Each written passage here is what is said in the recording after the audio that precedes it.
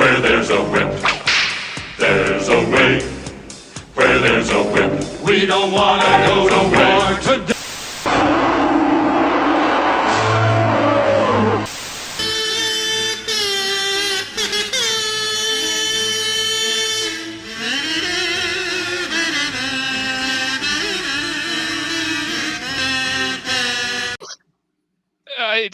It's been a lot. I feel like Frodo after they get rid of the ring and the lava's flowing around him. It's over, Sam. Well, if it wasn't for the fact like that I that. drove you violently through the first season, and then into the second, that it feels like we have been lost in this world for a while now.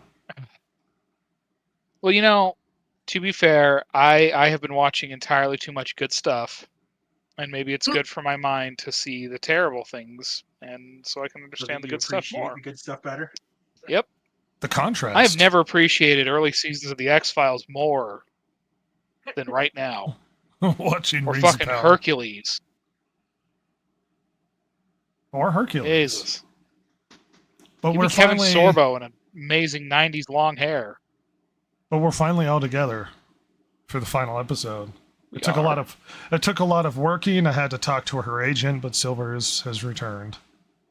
Gosh, she's so gracious. Well, don't sound so excited, Jesus. The impossible to get. Yeah, Let's well. muster any excitement for this. I'm here because I'm being paid. Beautiful. Hey, I'm getting paid, right? Uh-huh. Did it check clear? Did it clear? Okay, yeah, all right. It's like that meme, like, you guys are getting paid? You guys are getting paid? Oh my gosh. Well, let me, before we get super rolling, let me fix this so that everybody can watch. There it is. Yeah, I guess, Silver's getting paid in, contempt. Exposure. Oh. Exposure. This whole time, I'm the only one getting paid to be here. This is bullshit. We need diversity. I dang mean, it. you need your diversity higher. I know, so Yeah. we know why She gets paid in Return to Moria. Yeah. It's a special time, everybody. We finally hit the final episode. I don't know what we're going to do without it. I'm going to fill a void in my soul. Find some new terrible TV to watch. Yeah, we'll have Live to a find a better- new show that's terrible. Take its place. What a breath of fresh air.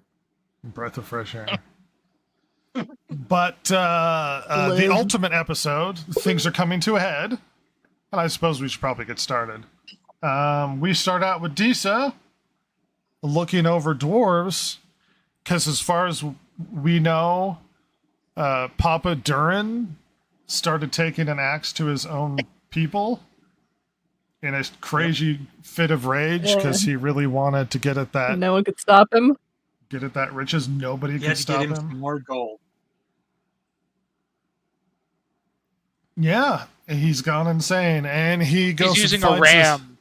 He finds his father, this tiny battering ram, this tiny Ravager, Which, backwards Ravager. at first, I thought was stupid, but then I remembered he has wall hacks because of the ring. Yeah. Yeah, he does. So he knows there's Oh a my big empty gosh. space over there.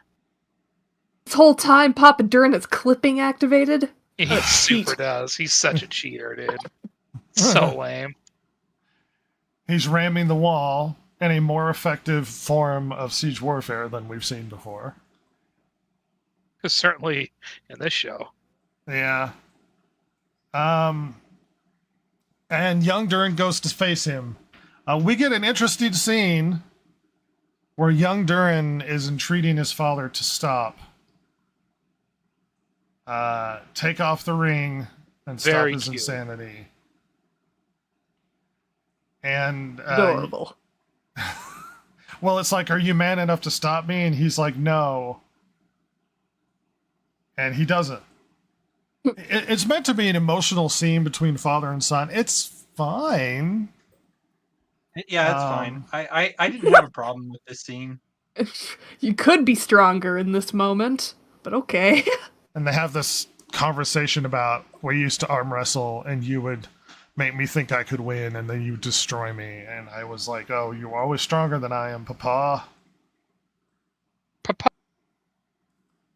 But he jams a hole and they walk out into glorious caves of Mithril. Everybody, it's everything we could have wanted.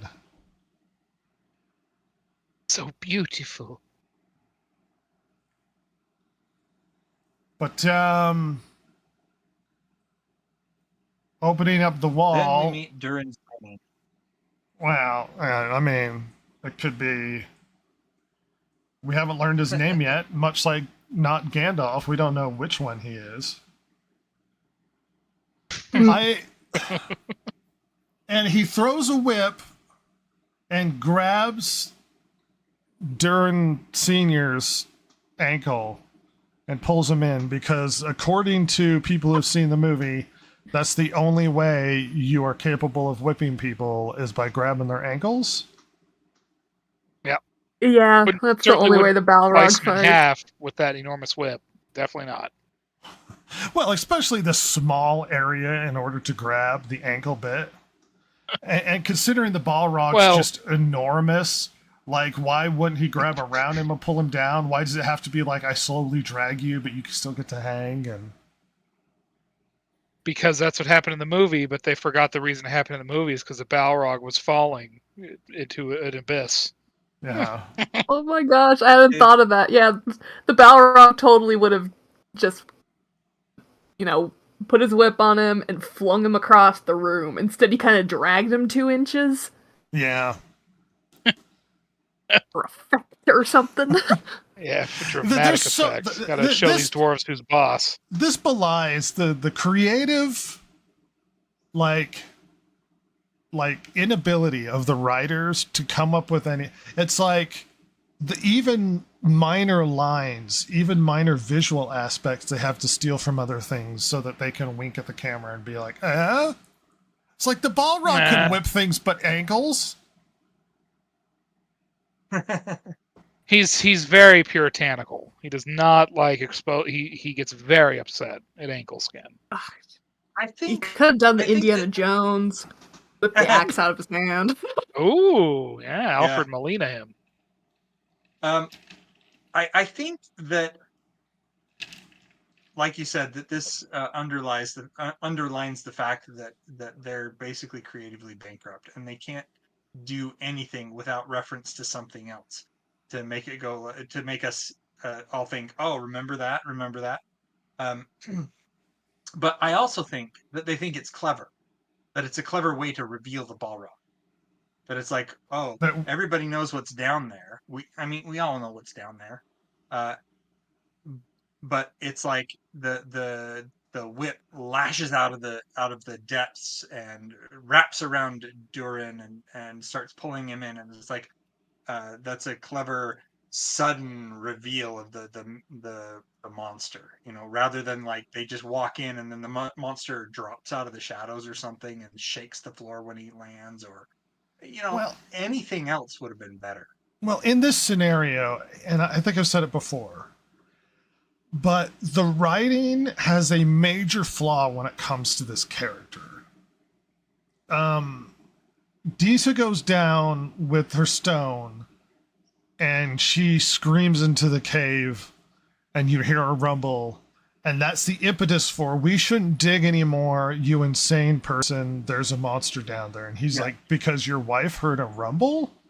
And it's like, wouldn't they go look into it? Wouldn't they do a bunch of other things? And the reason why it's played out that way, and this is the most baffling part of the writing, is the audience knows what's down there, and the show is assuming that the audience knows what's down there, despite the fact the show hasn't justified to its own characters why it's a concern, why you shouldn't dig deeper because something should be down. That they haven't given them a justification. They haven't had dwarves go down there and come back singed and say there's something horrible down there, and then he's unwilling to hear it because he thinks he knows better. Or they So the send story. people, Go ahead.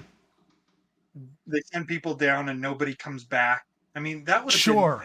been, even a better way Mhm. to do this, to do the reveal here, because it actually, obviously they're dealing with a no, like you said, the audience knows what's down there. They could have twisted our expectations and put something else down there, but we would have been more incensed than we already are if they had done something like that. If they'd done some sort of bait and switch here,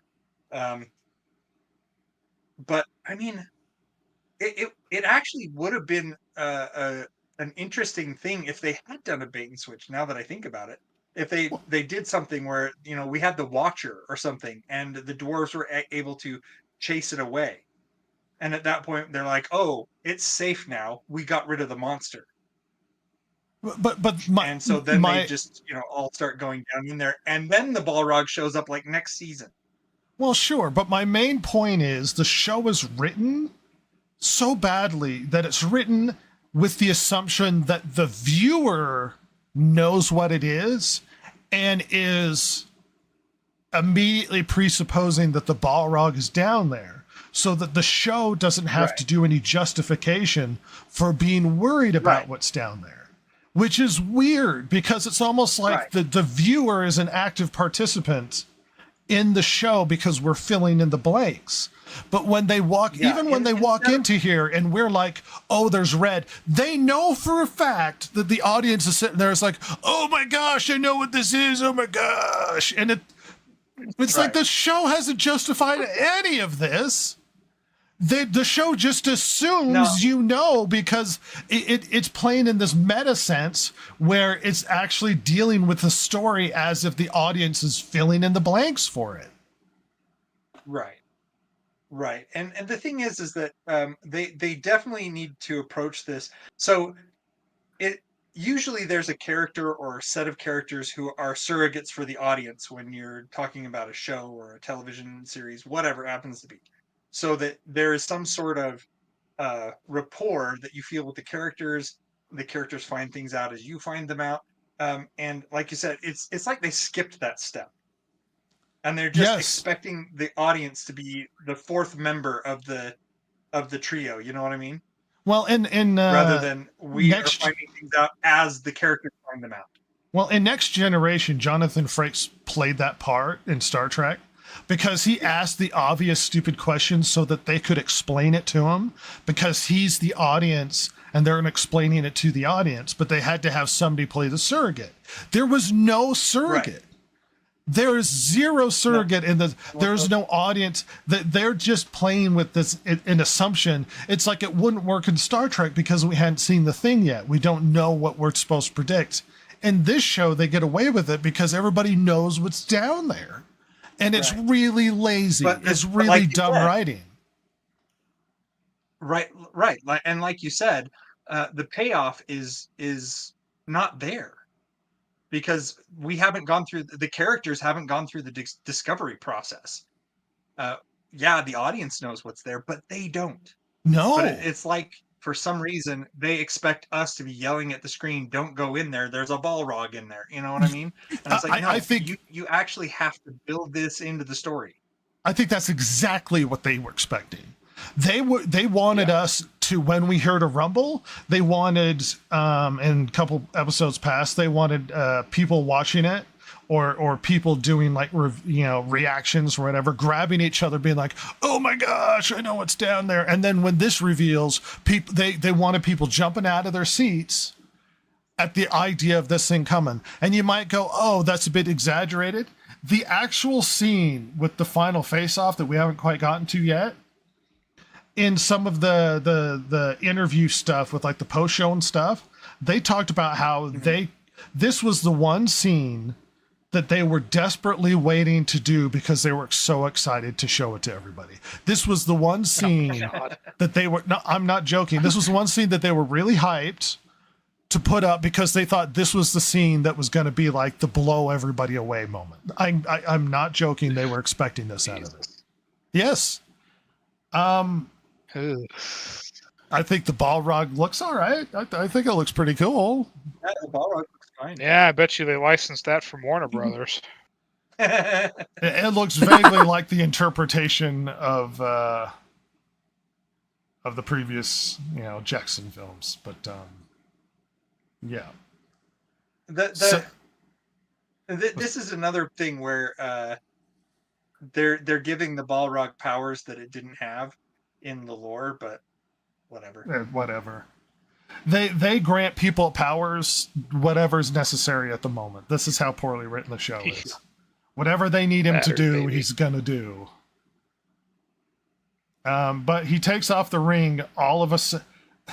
Another issue with this scene is we get a sudden last-minute redemption moment with no indication as to why, or like even if he had finally realized he had gone too far, which I mean I don't think he had. Once you keep it on, does it give you superhuman powers to fight this thing? Why now take it off? Well, so that he can make his son feel like he's redeemed his father. it did seem to imply that the wielders got superhuman strength at the very least. And so taking the ring off when you're facing a giant monster like this seems really stupid. This is supposed to be an emotional redemption moment. We are supposed to be very connected to the characters. How do you feel, Ross? Are you emotionally connected to the characters? Do you feel like there's a payoff? That his redemption story has come full circle with no indication? After he murdered his way through his own people with an axe, he's like, my son told me a story about arm wrestling me. I feel bad now. Yeah, that's what's so funny is that part of it. I mean, as far as the rest of the show is concerned, that part works fine. But yeah, it's like you hurt people getting down here because of your weird greed, like in your wall hacks. Like what? Like it's suddenly it's a little forced, but you know what though? Compared to the other attempts at emotional moments in the show, it probably is the best one so far. And that's bad. Yeah, you're right. It just doesn't feel earned. No. Oh God, there's no. In any other show, this would be embarrassing. That there's some last minute turnaround that he was able to reject the ring despite the fact that he murked his way through his own people. And was about to throw down with his own son. Yeah, just wreck his son. And his son's all emotional, like, I can't hurt you, Dad. And then suddenly there's a giant monster, and he's like, I've made a mistake. Oh no! I can't do this.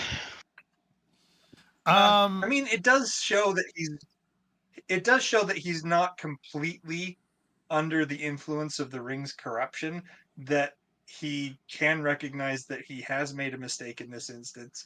Not before he killed people? But like you said, it doesn't really feel earned at this point. No. He should have been feeling twinges before this to really make it earned at this point, where it's like, maybe flashes where he's like, ooh, that wasn't a good decision. Ooh, that was wrong. But we don't get that. We get that he is dead set on he is right and everyone else is wrong, all the way up till this exact second when he takes the ring off. Yeah, and sets it down. Like, if it was so dangerous, shouldn't have you just thrown it into the void? Yeah.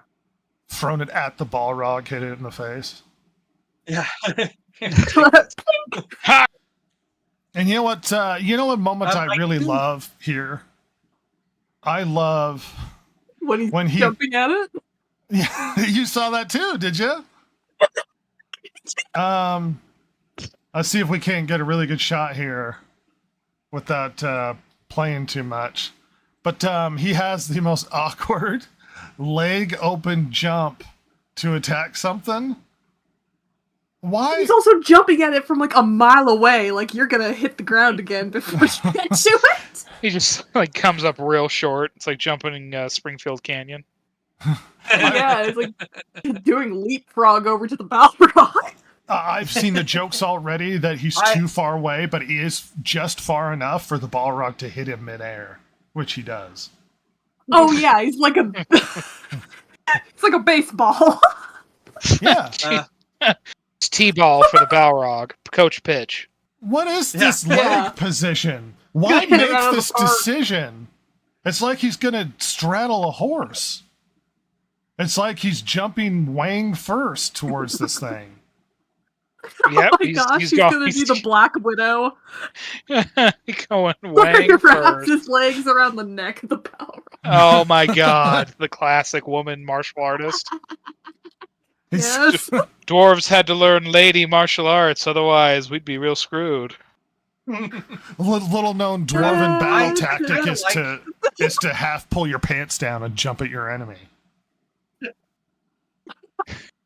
Ah, That'll scare him. While the posture is silly, I Really, did like is this it? scene. oh. With his legs spread wide open, wang first. Like I said, it's a silly posture, but other than that, I did like it. I like that he's facing this giant monster and he's going at it. with an Sure, axe but in to the death. silliest way possible where he dies instantaneously. Yes. The Yeah. most Like, you effective could've- way. It would have been so much cooler if he was just running at the Balrog, axe over his shoulder. Yeah, I'll Yeah, it hold would've. it off. You're right. He screams, "I'll hold it off." You collapse the cave, and he's like, "I can't." And then it's like, so that they can keep it in there. No, he's gonna hit out of the air like a wiffle ball, and he's going to be gone. It would have been more interesting if he'd have stood his ground to hold it off, but that's not what happened. He jumped at it, legs wide open. With legs wide open. Under the sterler. King Doran. King Durin got hit like Here- a wiffle Here's another ball. good leg angle. Oh, it's so good. Ah. What a bunch of garbage. Bunch of garbage. And he swings. They spent a bunch of money on this scene. I am looking Oh, at $20 million think? right now. Yeah, that was big bucks, Now, pal. I know I was not around for the last episode, but they did spend all the money here and then sent an army of elves of like 8 of them. Yes, a whole you did. orc army. In the Yes, they did. You missed the part where we were having long discussions about why is there only like 8 elves on the wall defending the entire city? Oh, it's so good. running out from behind the walls and they're charging at them. They're all dying. I'm like, yeah, there's only 8 of you. No wonder. Did you like the most wonder they could hold the confusing? city longer than they did. Did you like the most confusing piece of siege equipment ever, where it pulls nails out of a wall to bring it Oh my down? gosh, yeah. You would literally be better with just a hammer and chisel. A big old chisel, big old hammers. I mean, it's just so dumb. Use I will never get over carpentry. that. It's very effective. Old Ugg three sections of the wall down is making more progress just with a chisel going chink chink chink. I don't Going think for during it. Stupid. during the third makes it out of this, you guys. You know No. what? I'm going to be honest. I'm a little worried. I don't think he's coming back. And we haven't I don't gotten think there he's okay yet. after. But I'm also slightly concerned that it causes this kind of cave in, and then they live like everything's fine when there's this monster down there. I was gonna say, Yeah, would fine. you stay in the mountain where you just saw Satan, a giant dragon form of Satan? Would you hang out there? I wouldn't. Wow. Satan Dragon Mountain. Satan. I mean, honestly, like I'm not hanging around like weird Minotaur, dragon, Satan. Like I'm out of there, Chief. Gone. You know what Yeah, we've been but, missing? you're not a dwarf. Totally not Gandalf and also Harfoots. I've been missing them. Oh, Oh Yeah. gosh. It was about so time glad we we're got back here. But But not Gandalf shows up to talk to the Harfoots. I don't know why there's a turtle there. There's a turtle eating lettuce. We got to show you the turtle. Lunch. Yeah, Dord. They had to like hire like some zoo and trainer that's got this turtle, and then they put it in frame. This is where the money went. Really need a turtle shot. It's so bizarre the things that they spend money on for this show. Not Saruman shows That's up, do it. and they have a conversation where he's basically like, "We're old friends, and we're here to defeat Sauron, and we should work together." And all of this conversation makes him seem reasonable, except for the fact that he's got people holding knives to the Harfoot throats. He's like, "Oh, where are my friends?" And he's like, "They're over there being held hostage." They're Ah, fine. Don't worry about it. They're fine. It is but a flesh wound. And he's like, well, and the other guy's upset. And much to everybody's shock and horror, a wizard casts a spell, and he wrecks him, and everybody runs away. See, this is spell? also a scene that to me didn't make sense. So they've got these soldiers of whatever that are holding the Harfoots hostage. They've got the knife pointed at him. The dark wizard casts a spell and just completely annihilates the one. And the others that are holding the Harfoots hostage are like, That you should okay, target. well, we're gonna bugger off now. Seriously, they have knives there. Why didn't they just slit their throats and? Do you know what one of my favorite parts of this was? That line that the soldier said. Do anybody remember the line? I The don't. guy with the mask, like skull mask man. Yeah, He I don't said, remember. Oh. "We were kings." Well, that our people were kings, yeah. Oh my god, are they going to get a ring? Are they getting a ring next season? What is Yes! In the ring. Yes! They're getting rings! They were kings of man. We was kangs. I'm just saying, did anyone notice that moment where I was like, "Oh, interesting. They're going to have an excuse to be upset." I did remember that he said the thing about the kings. Now that you mention it, but I didn't connect it. Yeah. There's a lot of lines that just stand out in this show. Like I've heard this before. Yeah, definitely. The one near the end of this is really funny. Yeah. It's kind of interesting. So we have this dark wizard here that everybody can see the similarities between the dark wizard and Sauron, and there are rumors flying all over the internet that this guy is going to turn out to be Sauron. No. Saruman? Sorry. Yes, you're right, Saruman. That he's going to turn out to be Sauron. The thing is that the showrunners have both come out and said no, he's not. Not that we can really trust them. I mean, they gave us this garbage. What is They he, are Radagast? I haven't eaten a bunch of mushrooms yet, Gandalf. Hold on. Birds haven't been I pooping think on my I head. think he's going to turn out to be one of the blue wizards. But if They he came is in going to be pairs one of is the blue problem. wizards, why does he look so much like Saruman? Why did they go with that? Why not actually? You It's know smoke and why. mirrors. Original It's smoke character. and mirrors, Jason. We just make you go, ooh, is Because- it him? They may not have noticed it, but the brain did. Because if there is a wizard, there is another wizard who was good, who is not now. That is how Lord of the Rings works. There's a wizard, there's a way. Yeah, where there's a wizard, there's a way. Yeah, 'Cause if I this have turns out to be Saruman, why Yes, would they it let probably him will. be the head of the White Council? Yeah, that's right? Like, hey, what about that like century and a half you were evil? What about that? We gotta Well, talk that's the about that? problem. It was That's a the problem. phase mob. Well, I heard a bunch of people going, "Wouldn't it be great to see Saruman go through a redemption arc?" And I was like a pre-demption? because he was good. Yeah, pre-redemption. And then went evil. What you want to do is make me sympathetic with this character now, so that by the later part you go, oh, he fell. You don't make him evil now, because then it's of course that guy's the one that's going to go bad. Yep. I mean, relapsed. not that they're going to follow the lore, but for it to be a blue wizard, Right. they came in a pair. Where's your friend? Yeah. He ate him. Otherwise, like the it's twin. Radagast, and he's Oh, really gosh. into birds pooping on his hair. We just I ate a not weird enough mushroom, birds. and now I'm like this, Gandalf. Help! Could you believe Peter Jackson But I mean- thought that Radagast was going to be everybody's favorite character? Oh my gosh. This is so You know, stupid.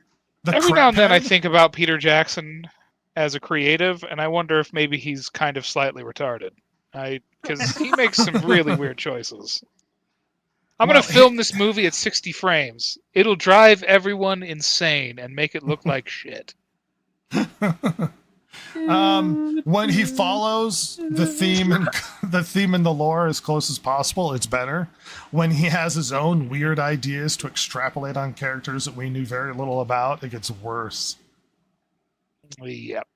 Really worse. Like, shockingly bad. But the Dark Wizard is desperately trying to get him to be friends with him, implying that once they take out Sauron, did you want to become a successor? And the Dark Wizard says, no, we will be his successor together.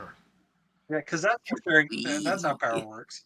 Well, and Well, and, like, can I just point out, the last time Yeah. we had a character get offered that, it was in a romantic sense. Hmm? Is yeah. that on the table here, or what's going on? Hopefully it's not off the table. Huh? Well, but my point I being, mean, don't take it off the table yet. if you're gonna be like, we're gonna take over the world after we take out Sauron, wouldn't you just save that pitch? Like, oh, let's talk about this later. Like, why would you immediately out the gate be like, and then we'll rule like the evil guy wants to rule? And then he's like, no. Because remember Star Wars? It didn't work then either. We will rule the galaxy together, like Bear and Twink. like Silver Fox and Bear. And he gets upset, he turns him down, and he's like, I'm your friend, we're old friends, we like each other. I'm not interested. You know what? I'll just let you think about it while I kill all of the people you know. Going to kill them all. Bye. Yes, because And that's going to win friends and influence people right there. yeah, Certainly did he me. get. Imagine him in a relationship, one rejection, and he just starts murdering people. One little rejection. And then Maybe we get that's why he's the Dark Wizard. and we got this One of the magical Nazgûl scene. didn't know. We got this magical Rey Skywalker scene where he's holding all of the rocks in the air. That's definitely something you Oh, want to aid. that's I'll tell you that. exactly what I thought of. I'm like, oh my gosh, it's Rey Skywalker. Yeah, Oh. it is. Love Ray Palpatine. Ray Palpatines. And he saves a bunch of people. I guess everybody, maybe not everybody. No, You know not what we were everybody. missing? There were a few people. Numenor.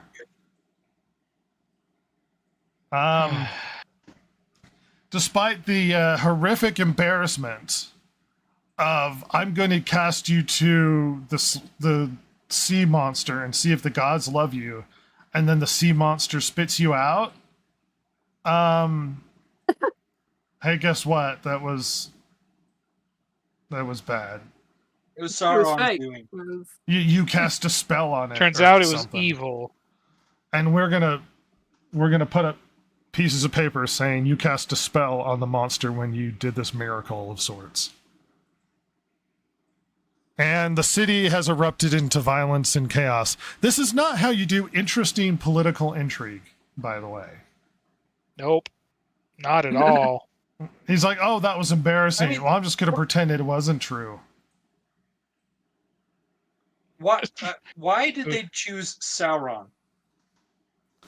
He's the pretend evil that everybody talks about. I guess so, but it didn't make any sense to me that he was like, "Oh, by the way, it was Sauron that was helping Queen Regent Muriel when we tossed her to the sea." It's Yeah, I like mean, they just decided to reach into a hat and they pulled out a name and they're like, "Oh, well, let's do Sauron." It was Sauron's fault. I mean, especially they don't even know considering, that Halbrand was actually Sauron. right? Especially considering when Galadriel tried to get help from them and she brought that up, nobody there was interested in that at all. They did not give one ass. No. Well, it's just the political situation in this city is so weird. It's like based Very upon stupid. spurious and vague understanding, we are going to go to war on another continent to help a guy that tried to steal from our citizens. We don't trust elves, except for her word that he's the true king of the Southlands. So they muster a war, Fake and there's news. no disagreement. Everybody volunteers, they're all cheering, they're all super hyped for it. And then they lose practically most of their people, and they come back with their tail between their legs, and the queen is blind. And then everybody's like, you know what? We're all super behind the other guy now. This guy's the one that's really good.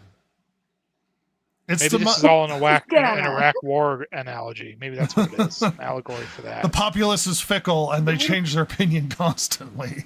The absence It of made evidence more is not sense the evidence of absence. Yeah. It would have made more sense if he was undermining her while they were away. Like if they'd showed some sort of political machinations behind the scenes back on But they're not that clever. Numenor where he's no, they're not. Where he's manipulating stuff. And then this is just like so to me it was so out of left field that it's like, by the way, we know that Sauron was actually helping her. It's like, what? Jason, How? the When? How? What, You know. what evidence do you have? this is of how any of clever this? the political writing is for this story. They make up some vague reason as to why she should be killed, and then somebody goes, well, if she likes the Valar so much, we're going to use the Valar rule and throw her into the water so the sea monster can kill her. And then she passes, only for them to go, actually, that's Sauron, by the way. It's like, what a... Look, that could have had long-running, complex issues, splitting the city in half, reinvigorating people's trust in the queen. But none of that happened. He just goes, oh, well, whatever. You could have literally deleted that whole thing from the previous episode. And none of it happened because he basically wand wipes away the whole like, oh, well, she survived the thing, but she casts a spell, or she's in league with Sauron. And everyone's like, It's true. Yes, of course. It was such a waste of time. Why do the swamp monster, sea monster thing? Why even do that if you're just gonna, like, with no consequences, be like, oh, by the way, everybody, it didn't happen. Okay. Anyway. Yeah. Well, it's the problem with the show is hurry up and wait. They rush to do things, like they take their time plodding along with these other things, and they do nothing to build up and like other plot points that would have been really interesting. Yeah. You could have had It's just political the most intrigue baffling way to write a show. between factions back and forth. But you didn't. They rushed an entire storyline that probably lasted 100 years or so in the lore. And there's so much missed potential. We get this allegory of the tree losing its leaves. Do you get it? Yep. Super get it. Do you get it? See? Get it. Anyway, Oh, the wrong guy's in city's falling charge. apart, and all of it is his daughter's fault because she's a horrifically stupid piece of crap. All of this is her fault. Her pettiness. Yeah. She literally, people are being murdered in the street because she got petty. People are dying, and it's her She's fault such right a good now. person. Such a good person. But she doesn't care about all the So innocent stunning people. and brave. She came to warn her dad, Nah. and he hid, and she's like, He's not here. And they're like, okay. Anyway. Oh, by the way, I like how she's like, should I report your insolence? And it's like, what? You're the chick that the son of this guy is trying to bang. I don't care who. You're nobody. Who gives a shit? Your insolence. Shut up. You know, they don't have to explain everything. But it would be nice to get some sort of idea of how in the world he made it up into the tower. He's just here now. He didn't have to sneak behind a pillar. He didn't have to wait for guard patrols to move. He was on the street in a diner or restaurant. And now he's here in the tower past all of the guards with the queen. Oh, You don't the have to first explain person everything. they would It's look one of at those to find him things. with. Yeah, perhaps. You don't have to show me everything, but it's like one or two scenes where it's like, I need to make it to the queen. And then it shows him like sneaking in. And then that's it. Something. Like 20, 30 seconds. Anything. But he warps into the top of the tower in the building. I assume that they're all in when they were having these It's conversations. a transmission. Goku had to die first for that to happen. Anyway, we get a slight romantic moment between the two where he's like, I believe in you no matter what, even though you got a lot of our people killed and you're a bad ruler. Even though you believe some dumb broad elf, and now here we are. So No matter what, I am by your side. And she's like, you need to leave. And she's like, oh, by the way, here's Narsil. Oh yeah. He's like, reclaim your destiny. He's like, hey, remember Aragorn, everybody? Do you remember?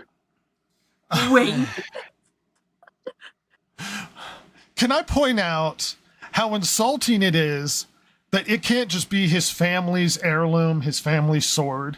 He has to be given it to him by a woman so that she can be like, here, I'm the origin of all the cool things that happened with this sword. Bye. Yeah, and like, why does he have to reclaim anything? Like, I love how they have to have that line and like that idea in this, despite the fact it could just be like, go use your power that you like, please, like you are a noble, go, like just have that. Like, I don't. It's not like they didn't even imply that he denounced it, really. No, well, he was in the lore essentially ruler of one of the great cities on Numenor, because Numenor is a continent. It's not just one city. But she is now re-granted his manhood by giving him the legendary sword. So now forever on, she is the origin of everything that happens with this sword. Ever. Oh, thank God. I love that. I love that for us. It's so demasculating for this scene. It's pretty dumb. Here's your destiny. I am granting it to you. It would work better if she was a character that actually seemed kind of badass or cool. No, yeah, she isn't. But she just kind of seems like a bumbling idiot. She could be like, here's the destiny you denied yourself. I'm giving it back to you. This was your sword you gave to me, and all I have been doing is holding on to it. Instead, she's like, here's an awesome sword. It's gonna be legendary, you guys. It's gonna be so rad. So, dude. by the way, here's sword. Oh, and if you're thinking it looks a lot like the other one, Tolkien drew what it looked like. That's why it looks like this. We know exactly what the thing looks like. He drew it. He's like, here's Narsil. Okay. So there's no confusion. We know what Narsil looks like. We also know what Sting looks like. We know what the door. We know what the door of Durin looks like. He drew it by hand before they shipped it to Moria. Yeah, somehow got it out. Did you have that concern, Silver? Yeah. Yeah. How did they I get did. it out of I was the like, building? what? Heck. That and my I wonder assumption if was the it was Elves and attached to the dwarves use mountain. Amazon. Well, yeah, but my assumption was how did they attach it to the mountain? Like, did they glue it in or something? Yeah, They Gorilla get Glue. bricklayers. Good bricklayers they get. That's what they do. A good bricklayer. A union man. Get some of that gorilla glue. The gorilla makes me confident it's strong. Because gorillas are strong. Therefore, monkey brain. The knows orcs are in the good. city, Gorilla Glue. and we still have a couple of guys Oh, holding no. out. And for the first time in a long time, a single elf actually looks really cool, like they're better than normal people. Who isn't Arendir or whatever? Like Yeah, that isn't somebody Arondir, else. everybody's favorite character, who, let's remind everybody, died last episode, but we'll not dwell on that. Yeah, we'll not dwell on it. Anyway, I like the scene. I love how dynamic this scene is. Yes! It's tracking And him. like the cool slide down the roof. It's neat. It's like, well, elves live long time. They should be extremely skilled individuals. This is a neat scene. Yeah, they should. He dies immediately, but it was a neat Yeah, scene. he does. Otherwise, they just seem Man, like that crappy 10 seconds normal was really dudes. neat, though. Yeah. Yeah, that's a very definition of going, yeah! Oh. My favorite scene in the last episode, Silver, I don't know if you noticed, when the Asian elf ran out into the middle of nowhere and got shot instantly by like 5-8 people. Oh, yeah. Ah, Oh my I love gosh. that. Shit was so You should funny. have been there. It's great. Well, we get the indication that Galadriel is leading the women and the children out as they're screaming and everything is awful. And as they get to the exit, And there are orcs waiting for them. Because Yeah, they knew this- where the secret exit was, I guess. Of course they did. They knew exactly where to look in this mountain. That's why are they even looking for secret exits? They should be ransacking the city. Come on. They pulled every last orc, including the one that was basting chicken, in order to fight, and they have enough people to wander the countryside looking for exits. My favorite orc cook. The chicken baster. It's an important job. It is. Yeah. And Isn't that like, if anyone remembers the terrible movie known as Shrek Ever After? Oh god. Remember the one ogre that stood there and just cooked? yeah, Yeah, he's I'm that guy. mostly upset about Justin Timberlake in that movie, but Galadriel basically says, if you free them, I'll go willingly, because he really wants me and these rings. These rangs. And it looks like old Kellogg's Blueberry is having a bad day. Oh no. Things are going poorly for old Kerbrimber. And Kerbrimber. And Grandma Brimbor. as I recall, Sauron kind of gaslights him a little bit. What'd you think of this scene? A little bit, yeah. Yeah. Or at least tries. It doesn't seem at this point that Celebrimbor is susceptible to Sauron's gaslighting anymore, because he calls him out on it. Yeah. Yeah, it's futile. Calls him a chud. Freaking chud. He references Gondolin, which I think they're going to think that all of the people into the lore will be like, oh my gosh, Gondolin. He's basically torturing Which- him because I desperately need these rings. Why would you torture the guy until death? If you can't get the rings, wouldn't you just make him make more in a tower somewhere in the middle of nowhere? Yeah. Yeah, just take them with you. Guy You you got the needed. guy that can recreate Especially it. You can after have you- 40 of them. Yeah, especially after you get the orcs on your side, like I presume you're planning on doing. One would assume. Gotta do it at some point. And we get a bit of a Gandalf moment from Return of the King where he's wistfully, in his dire moment, talking about the beautiful things in life. Yeah. Oh gosh. I He's got like a the similar impression. Kingfisher. Yeah. Because he says, "For soon I shall go to the shores of the morning." That's what's so weird about death for the elves in this world. Humans disappear. We don't know what happens to their souls. Elves just appear in Valinor. Mhm. Like they just Eventually, show yeah, up there. They go back to the halls. Yeah. Halls of It's a Mandos. Go back to respawn the point. halls of Mandos, and then Yeah. and then they're eventually given bodies, and they come back. So Yeah. Well, he desperately wants these rings for his plans. He's really into jewelry. It's too bad the assistant jeweler that looked like his ex-girlfriend fell off a wall.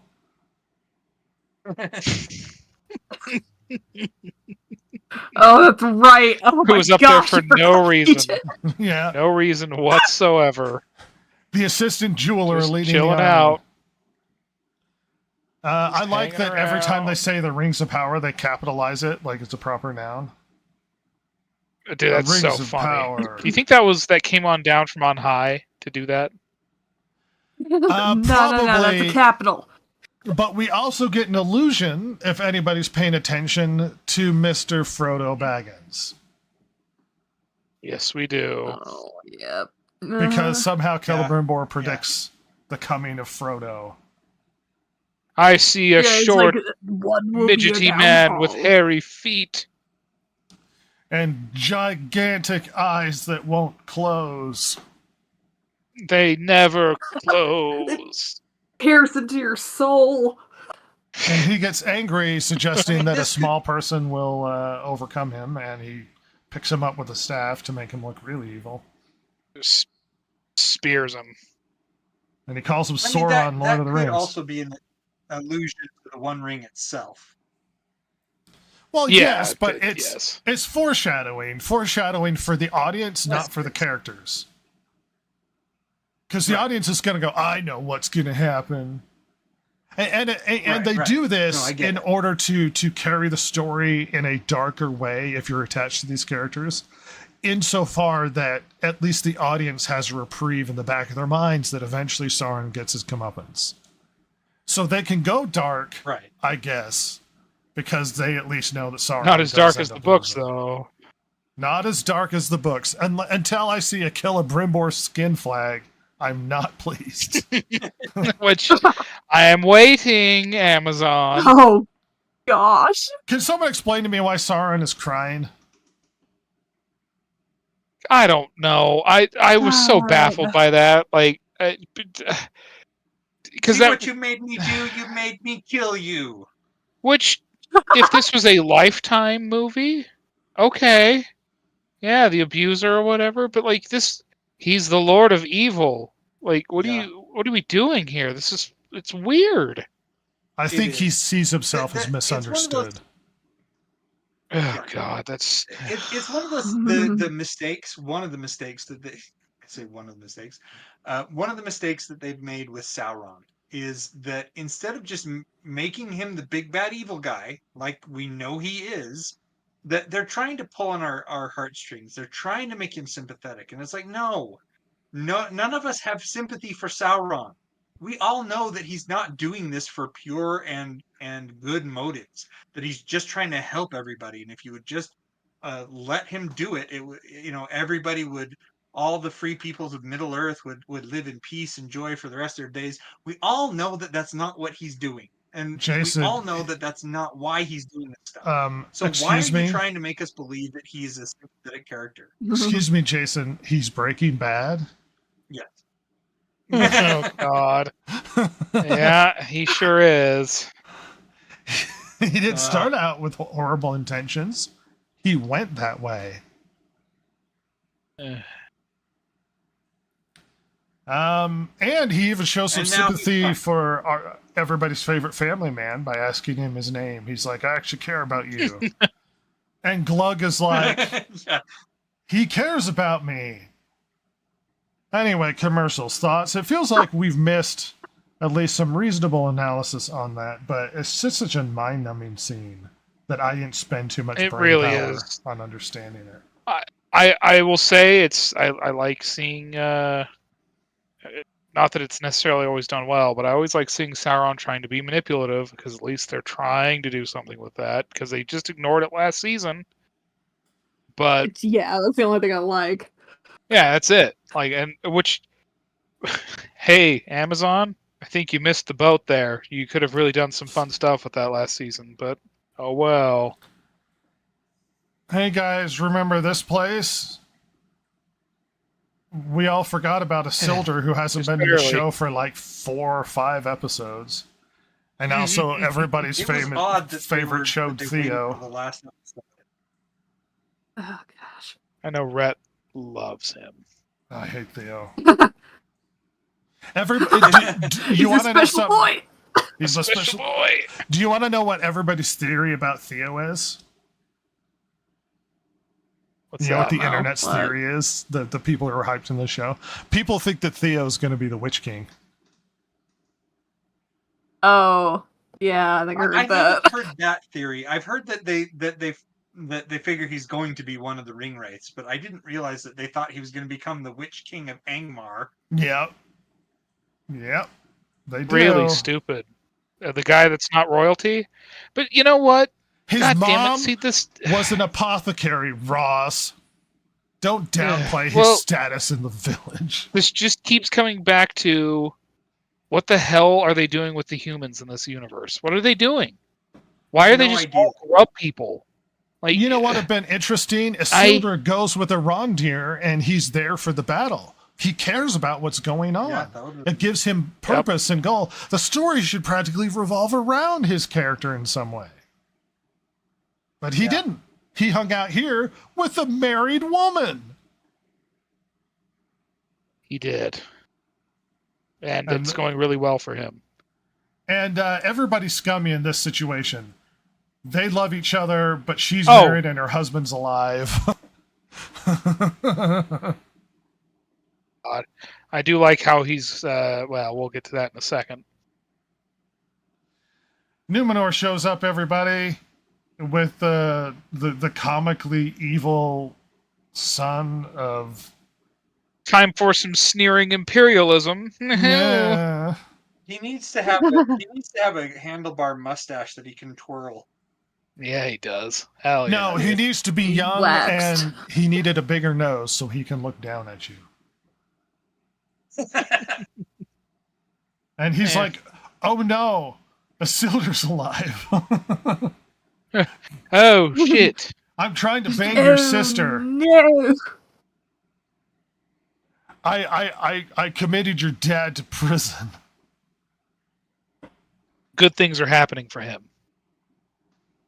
Well, he's alive, and then they Did any- basically show up and they're like, "We're in charge here now, by the way.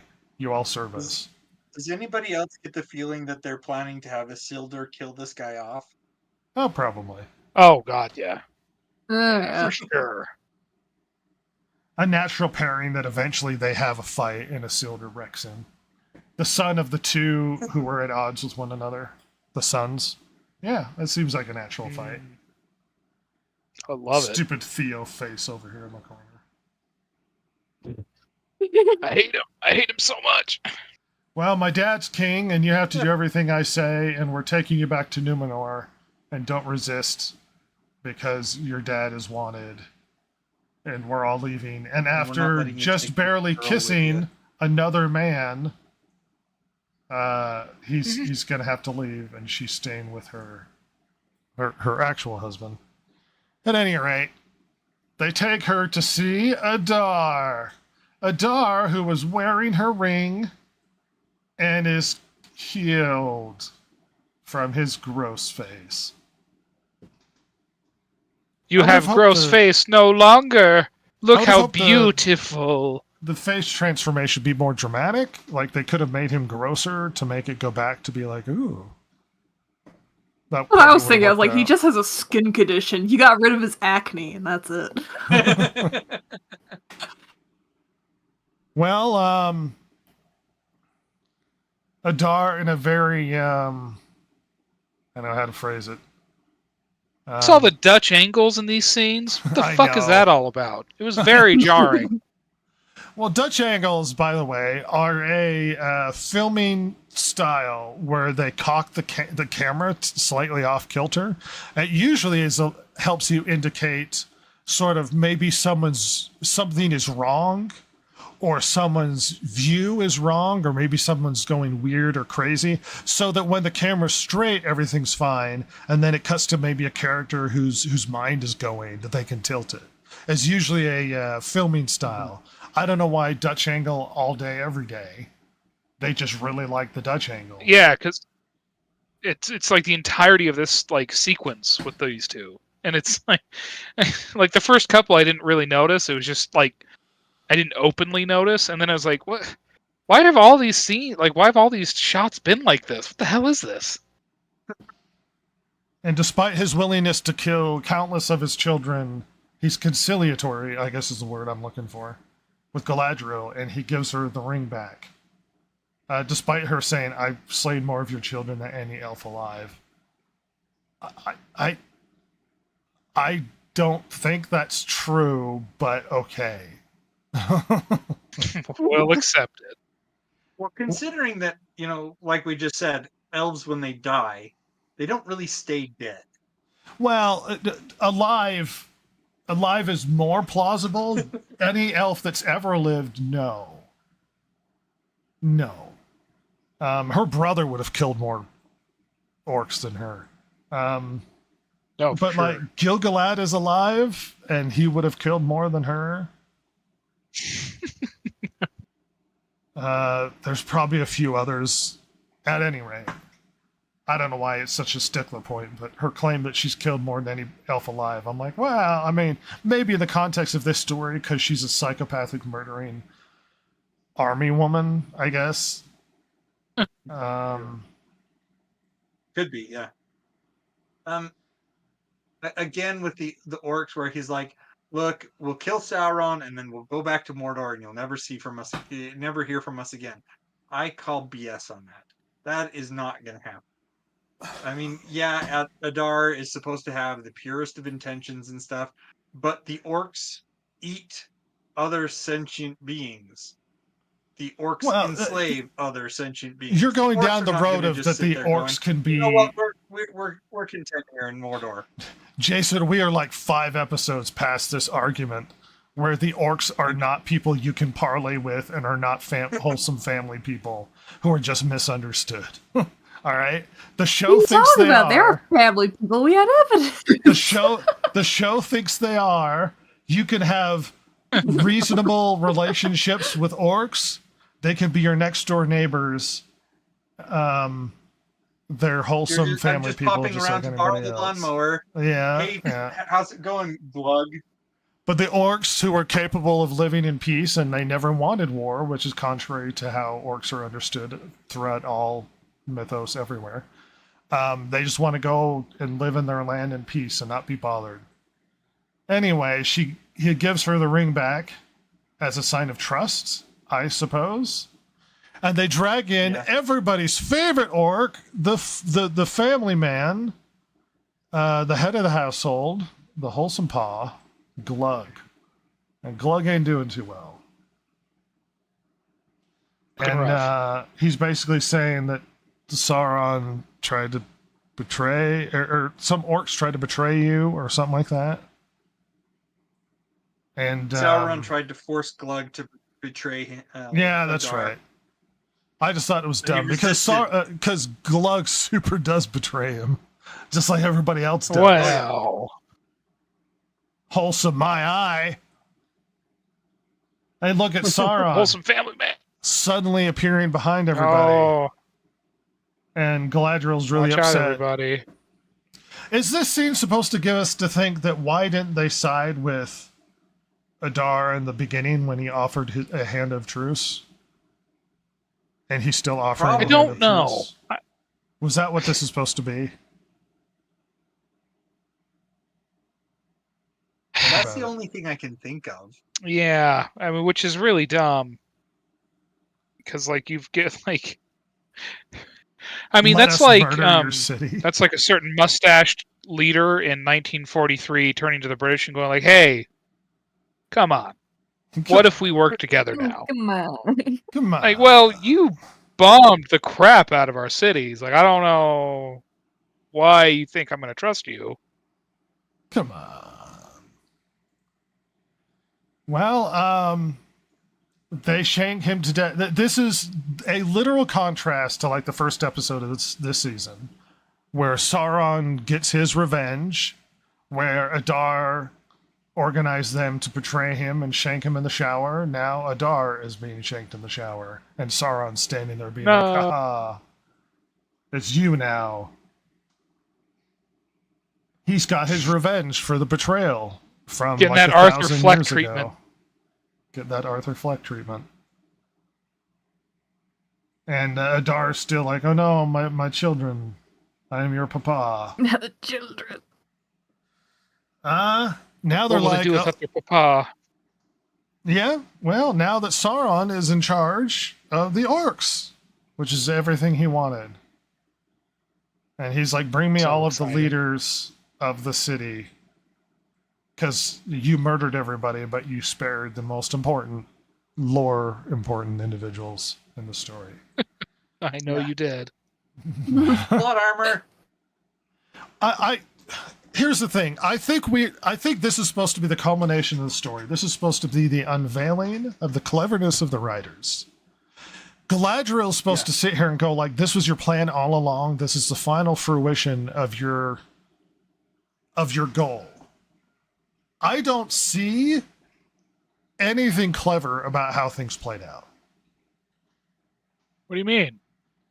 Well, Things he instigated the great. orcs to attack the city while he was inside of it, giving him a rushed timetable to finish the rings unnecessarily. Why would he make the ring creation rushed? Why would he put himself in jeopardy while this army is solely there to destroy him? Why would he even care if they destroyed the city so that he could get out with the rings? It didn't even work out that way because he didn't get out with the rings. People knew about the rings, and he had to finally get them off of, hopefully get them off of Gurley over here.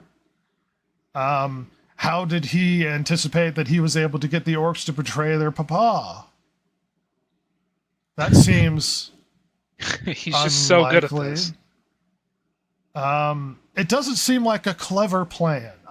Like he's unweaved his web, and you can see the machinations behind there. And she's giving him a look like this was what your plan was all along. Oh my god. And I was like, it's not that clever. I can't woman. believe we fell for it. I mean, you did fall for a not very clever plan. No, not at all. Well, now we get the final And showdown. why he didn't just have the orcs bum rush Galadriel here? Like, Yeah, go take her out first. Well, and first then of go all, get he's me the other arrogant. people. and He's mine. He wants to prove his power over her, and he wants to give her another pitch to be his girlfriend. And she's like, I'm not into To you. be his government-appointed girlfriend. Yeah. The married lady.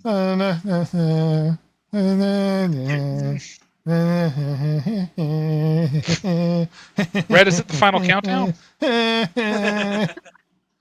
It's a final countdown. Biddy-bee-bee. Oh, Stinkface is back. We have been waiting for this showdown never. But here we are. We finally get a fight. We didn't give one bit of a crap. We finally get a fight between Sauron and Galadriel. And she is stink-facing all over the place. And he is swinging a hat at her. We will come back to this momentarily. After we see the final shame of some of the greatest warriors of Elvenkind who would have given up for some reason. At any rate, and when you pull statues down, don't they break? Is perhaps this not breaking so that they Usually. could keep pulling it down in reshoots? It's well, just you like, know, it is an elven statue and all, so you know maybe it's to a higher. They built the standard. walls, it's got Jason. that elven space magic. Don't tell me their statues are more durable than those walls. I love the Operation Iraqi freedom of it all too. By the way, Nice. Gonna bring it very down. good. There's an elf with a flip flop hitting the elf statue. That's the one guy that hated Celebrimbor. I love that Elrond tries to talk these orcs into not burning all of the scrolls because Not knowledge. Burning the Dude, that was the wildest. No, the knowledge. And the orcs like, what? so? It's like, kill me instead of burning the scrolls, please. Like, my God, it's just what a nerd. Shut up, nerd. Imagine the centuries of Oh, knowledge. Balrog. And the orcs like, I can't read. As if Boy, the what's elves who reading? are immortal can't just remember. Or, I mean, look, elves are in this universe are very clever people. Are you telling me they didn't have copies like sent around to all the libraries in their cities? Really? Library of Alexandria. Oh. The Elven printing press. Oh my God, this is Library of Alexandria. Oh no. I just love but think of the knowledge, and the orcs like, I don't even know what words mean. Oh, I can't read Elvish. They have to draw pictures of Mordor for me to understand where to go. Draw a picture of river. Well, he sets it on fire, and Elrond's pretty bummed about the knowledge, the lore. It is sad. I'll grant you. Yeah, and they're burning everything. And we're back to the fight of the century. Galadriel and Sauron. The choreography is really mediocre. As they swing Kind of at not each other. good, I would say. Yeah, well, there's a lot of like Yeah, her it's- anticipating swings, so she'll yeah. swing and then wait for something, and it feels very unnatural as a sword fight. Charlie Vickers seemed to do all right. I don't know, Yeah. maybe I'd have to watch it again, but he seemed fine. There was a lot of pausing and waiting for swings from her. The choreography in general is just poor. How you design a fight by a guy holding one sword and a hat.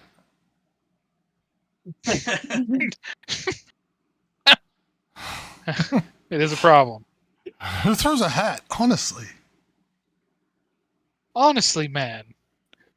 And we You get should have put it on his a head and we get a battlefield reminiscent of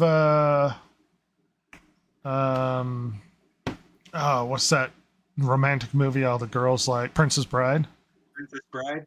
No. The Oh, yeah. set reminds me It of also Princess reminded Bride. me of the end of Fellowship. Yeah, Yeah, a little Amon Hen? Yeah. Yeah. It would have been hilarious if Galadriel said, "There's something you don't know about me. I'm not left-handed." Hey, I have a weird question.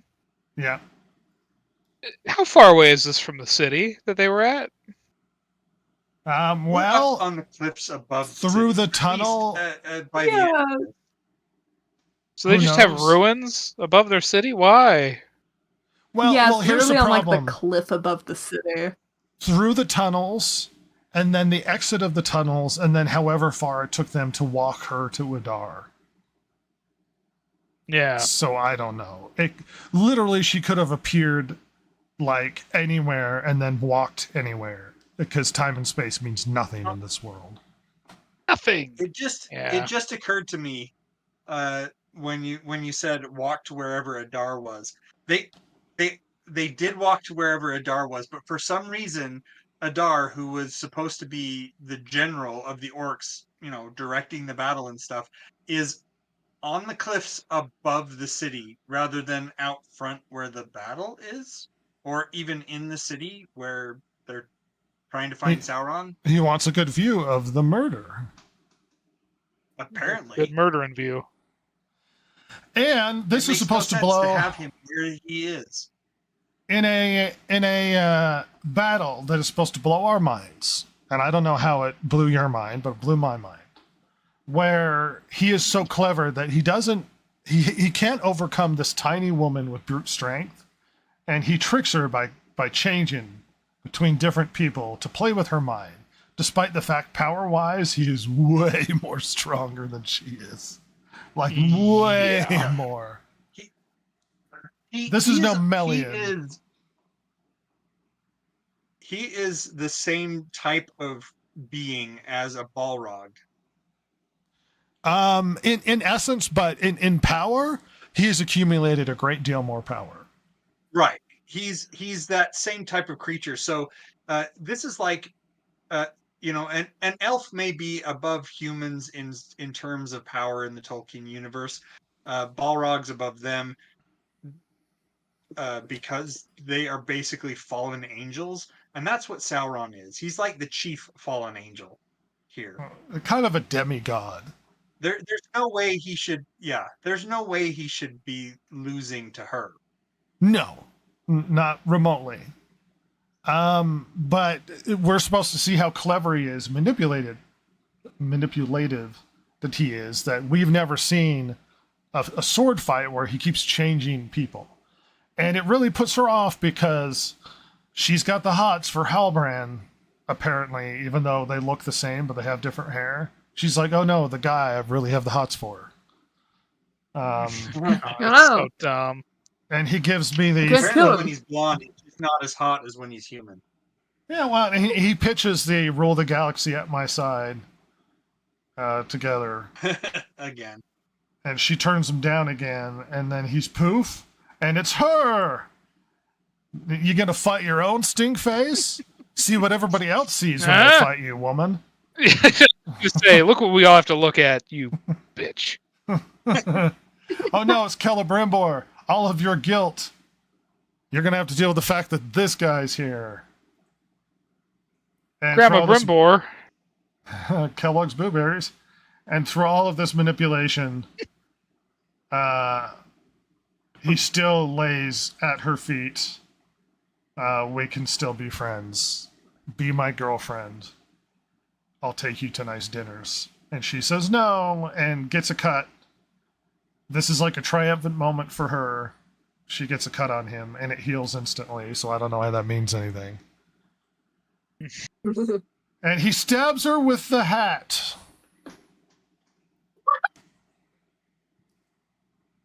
And things aren't going too well for old Stinkface. Things is bad. And we get one of the more confusing scenes, I suppose, in the entire show, which I'm hoping somebody can help me with. Well, not quite yet. Probably. The dwarves show up, everybody. Despite a Oh, thank gigantic God. Satan underneath their mountain, they managed to leave Yeah. to help save important characters in the city. And also, Narvi's like, Oh, thank goodness. the prince's dad is dead. So, anyway, He's not here. he's she literally. So he basically whispers in her ear to get the ring from her. She pulls it off to give it to him. This scene, Ross. She pulls it off to give it to him, only to at the last minute give him a one-liner and jump off the cliff. Of course. Help me Is out this The way where you're Elrond did why did they earlier. do this? Well, see, here's the problem. Why take off the ring? So that you could have a one-liner Yeah. and then jump off in The defiance. only reason I can think of that she removes the ring, or that they have her remove the ring here, is so that we start questioning. So it's for the she audience. Still underneath his? Is she still under his control?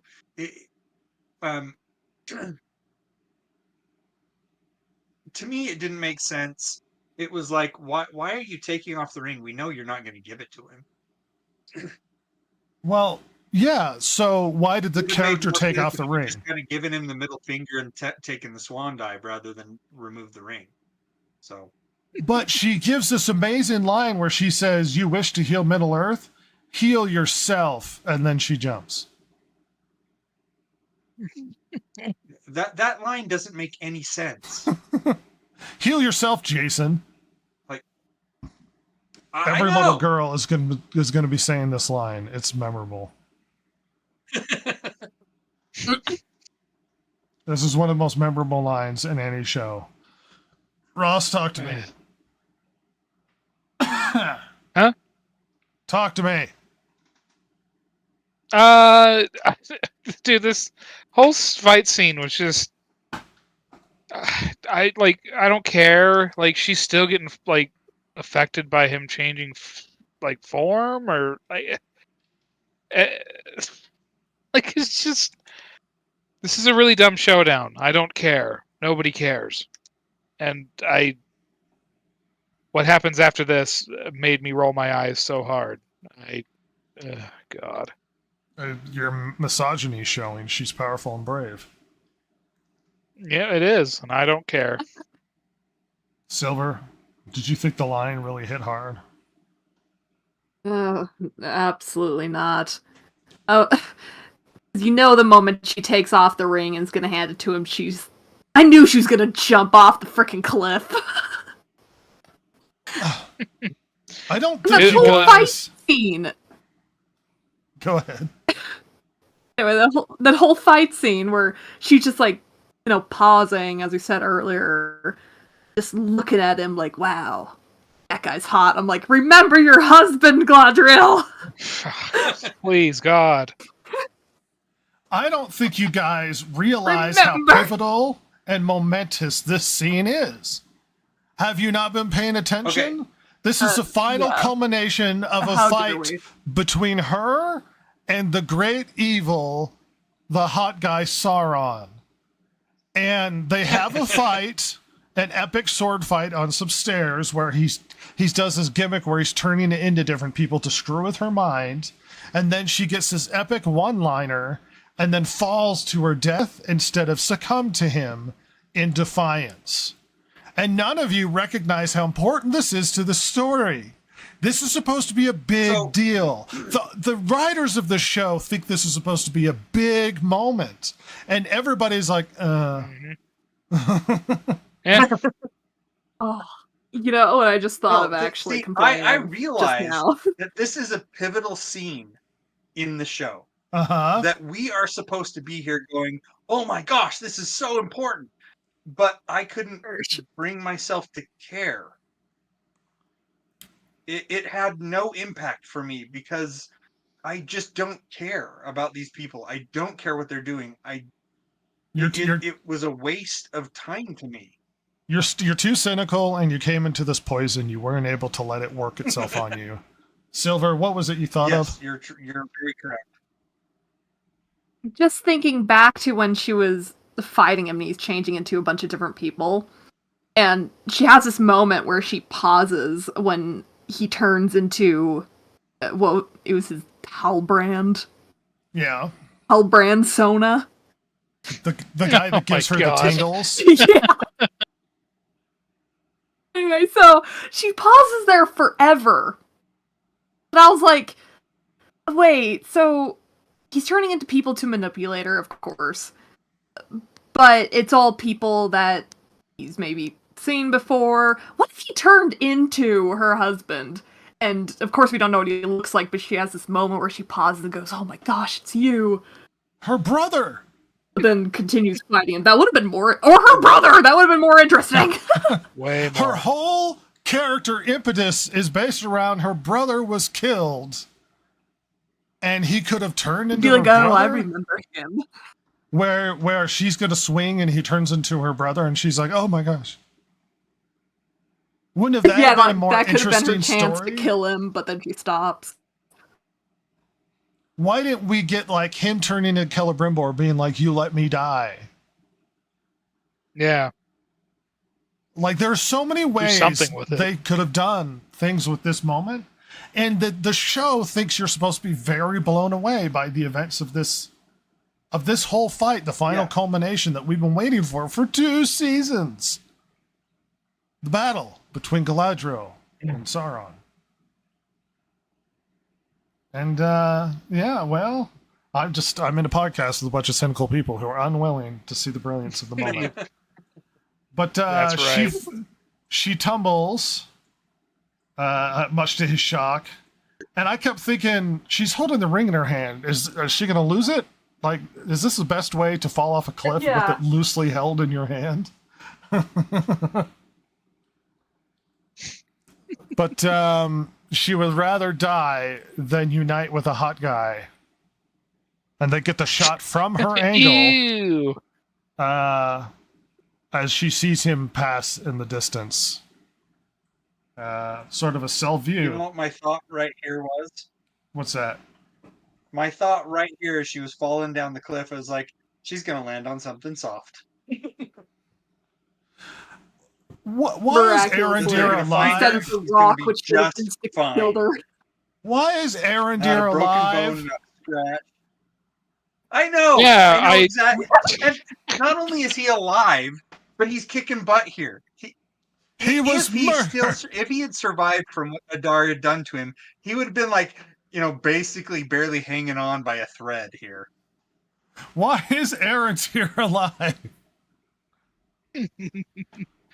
God, so hateful, Red. You Why see this couldn't he be hole alive, huh? where he probably was stabbed at one point? I don't recall exactly where he was stabbed to the previous episode. He should be dead. I can't either. Very much so. At least horribly wounded. Yeah, he's doing just fine. Well, No problems Sauron at all, baby. seems upset that he was rejected by the girl he has the thing for. And he decides to kill everybody's favorite family man. The myth, the legend, Glug is dead. Glug's son now grows up fatherless from a broken Oh home. my gosh. He just turns out like Orc Batman. Oh my god. Na, na, na, na. Do we need a moment of silence for Glug? All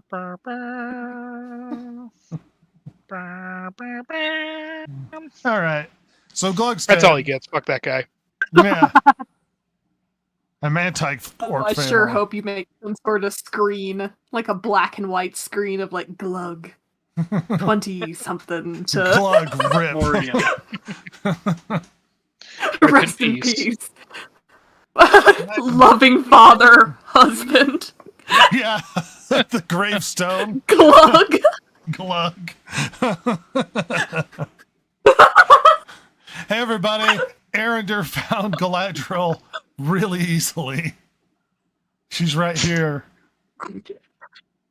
There Not she a is, guys. scratch, not Found a her. broken bone. Gilgadaddy also has his ring, and he's able to use his ring to try and heal her. What, Ross? Why? Don't do it. She's not worth it.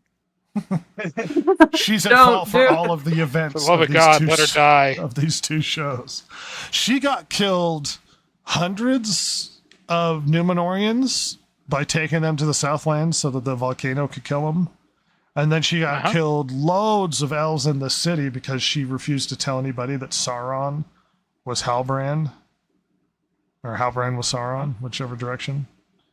Most of the violence and the horror and the death is her fault. Yeah. Yeah. True facts. But they're using the power of the magic rings. When our powers combine, we make Captain Planet. And we heal Galadriel. Hey, everybody, it's Harfoots. We missed them. And, well, they skipped that part. But we're basically getting a monologue, a very positive monologue, over cuts in the show of people in different areas. It feels like it's sort of the ending moment where Sam is inspiring Frodo, and it's showing cuts over different moments in Two Towers.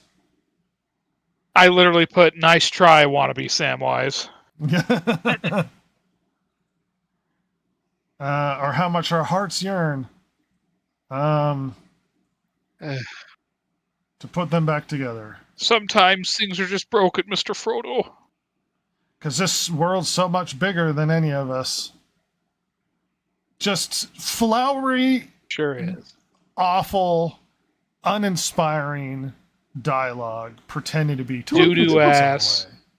way. It literally didn't mean anything. Anyway, they're like, you faked being freed by a sea monster. And the dialogue goes on over everybody's inspirational thing. And if you recall in the last season, Nori, at her core, is a spunky, not like any other Harfoot. She likes to adventure. She's spunky. She likes to do stuff. And now they're like, yeah, the Harfoots, they're going to go away. We're going to go found the Shire, I assume. And she's now abandoning the stranger despite moving across half of the continent to help him. We're gonna go make Ireland now. We're going to make dirty grub holes in the ground. We're gonna go make Ireland now. We're gonna take potatoes with us. And they're separating. So, hope beyond hope? Is this the last of the Harfoots? God, I hope so. Get rid of these No. fucking things. Jason doesn't think so. Jesus. Are we It taking is bets? to be hoped, but it's not going to happen. And no, well, Jason's correct, and the reason being, Mr. Bezos didn't perk up until somebody brought up hobbits. So Well, I guarantee you They're the gonna be there. Harfoots are leaving to make the Shire. That's what's going to happen. Yeah. oh, Exactly. absolutely. But what yeah, yes, purpose correct. do they have in the show anymore? We can do a totally not the scouring of the Shire. Hmm? You are correct. They have no purpose in the show anymore because they don't have a connection now to the stranger. They don't have a connection to anyone or anything. But they're going to keep them in this show because hobbits. I don't know. And so they will basically have, like you said, they'll have the founding of the Shire. I don't know. I They'll- think they'll we end may up not see finding them the next other season. They'll end up finding the other tribe of hobbits and uniting with them, and But it doesn't serve the overall narrative anymore. It's not attached to the greater events. it doesn't. Just following the Harfoots do things. I think this is meant to be a hat nod to, hey, they're going to go up. I think they knew everybody hated the Harfoots. And so they wrote it like, she's going to go off and found the Shire. Wink, nod, and then they move on. Mhm. They may not come back next season. I hope They not. may They not, need to but not. I will not be surprised if they do. Well, I won't be surprised. I'm just saying, look, I don't know what the original writing was, but it doesn't feel like having her go away was part of the original plan. I would think yeah, not. it felt very sudden. So it feels like they're just removing them, which is counter to what her character would do. Poppy would leave. She's like, I've got the hots for this really dirty guy who eats lizards. And has For like, nobody. Nobody. I think we still get it. Hey, guess what? He found a staff just on the ground. He's He got was it, here in their village the whole time. and he goes to go. Oh, talk but we to, had the name reveal. What? No, not yet. He goes to go talk to old Tom Bombadil, the boring, uninteresting. Oh, I guess we had the hint at the name reveal. Yoda character, and they have a conversation. Sucks. And it's like, oh, you found your name. And he says, it's my name's Gandalf. Oh, thank you, Grand Elf. Boy, it's a good thing that Yeah! little idiot didn't just call him like, "Thank you, shit stain." Could have had shit stain the wise. We did it, everybody! Oh my They god! admitted who he is. We can no longer call him the stranger or not Gandalf. It's Gandalf, everybody! Freaking Yeah! Gandalf! It's freaking Gandalf. We all knew who it was. Everybody knew who he was. Why were we pretending? Oh no! Did I ever tell you how I got my name? Some Okay. freaky little proto-hobbit called me Grand Elf. Here's the problem. Get it? His name isn't Gandalf. He's called a bunch of different names depending on who he interacts with. His name that he always had to have, his revelation of the name only serves this show to blow the minds of everybody on it. His name isn't really Gandalf. It was Mithrandir with the L's. It was another name when he was in Also Valinor. Mithrandir. He has other names than Gandalf. Gandalf is just the name that like hobbits and men called him. It's not the name he was always meant to have. He's not getting the name that, like the magic name that will help guide his path. He has a bunch of names. His name isn't just Gandalf. His name was probably Mithrandir before it was Gandalf. By the way, I would love they should have just had where he like, I know what my name is, Mithrandir, and then everyone's just like, wait, what? But he called you Grand Elf. Like, just have the same exact setup and just have him pull out Elvish out of his ass. Would have been Yeah, they're just like, hilarious. why don't we just call you Gandalf? Hey, let's just keep it simple, pal. All right, Jesus. Just they're So, teasing you and then they pull it away. His original Jason, you're his really original quiet. name is Olorin, Yes. but there was Mithrandir, Incanus, Tharkun, Greyhaim, Stormcrow, Laithspell. There was tons. Yeah. They should have had his name be Stormcrow, and he just sees a storm, like it's a stormy, and he sees a crow, and they just, Well, my name is Stormcrow. in the lore, Ross, that name was given to him because people thought whenever he showed up, bad things happened. Yeah. When in essence, he was showing up because bad things were happening to help. They thought he was making the bad things happen. So they would call him Stormcrow. When he showed up, a storm would occur, sort of thing. That's awesome. His name isn't just Gandalf.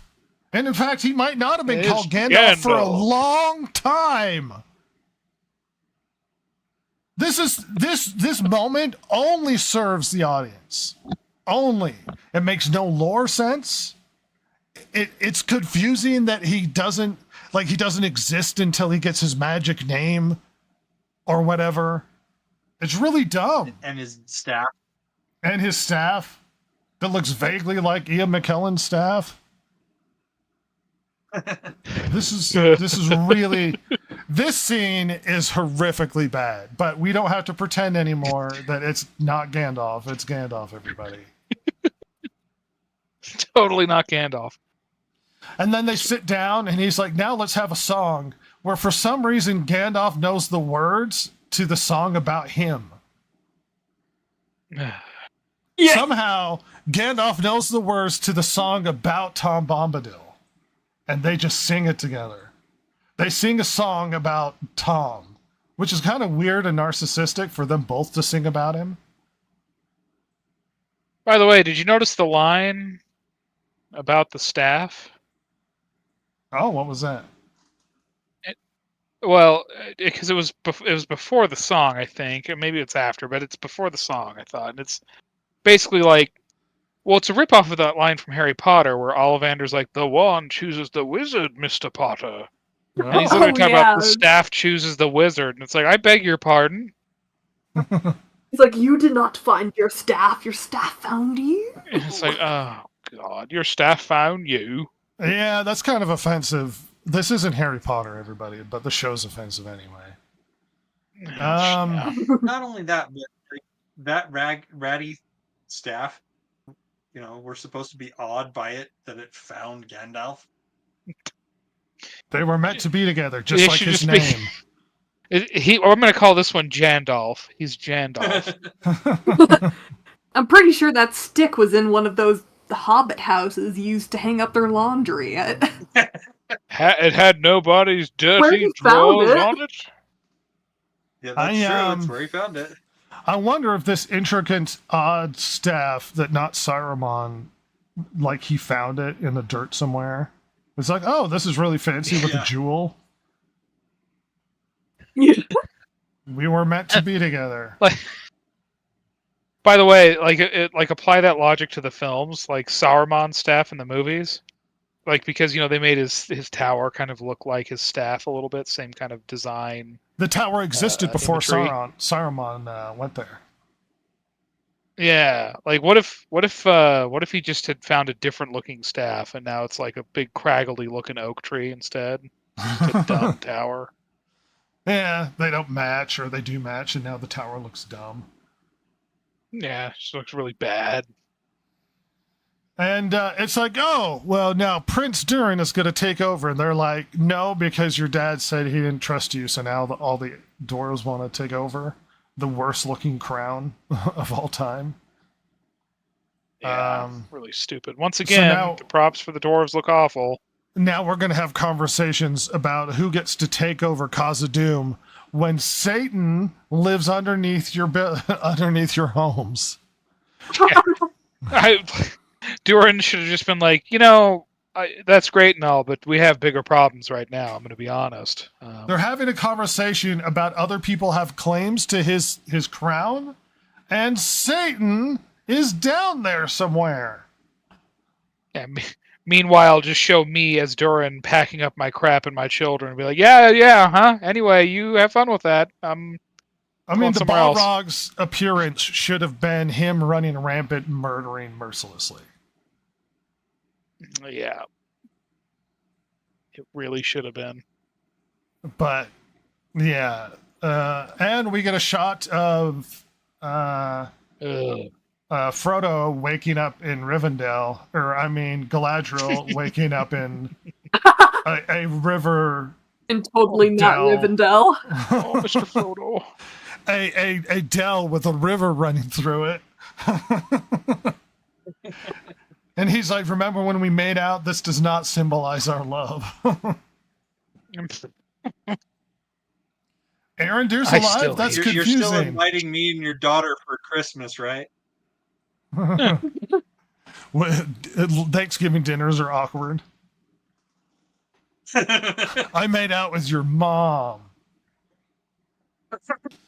And Gil-galad, who has been a passive player in a lot of the events, Oh, yeah. well, has a speech to all of the women and children to inspire them to fight, I guess.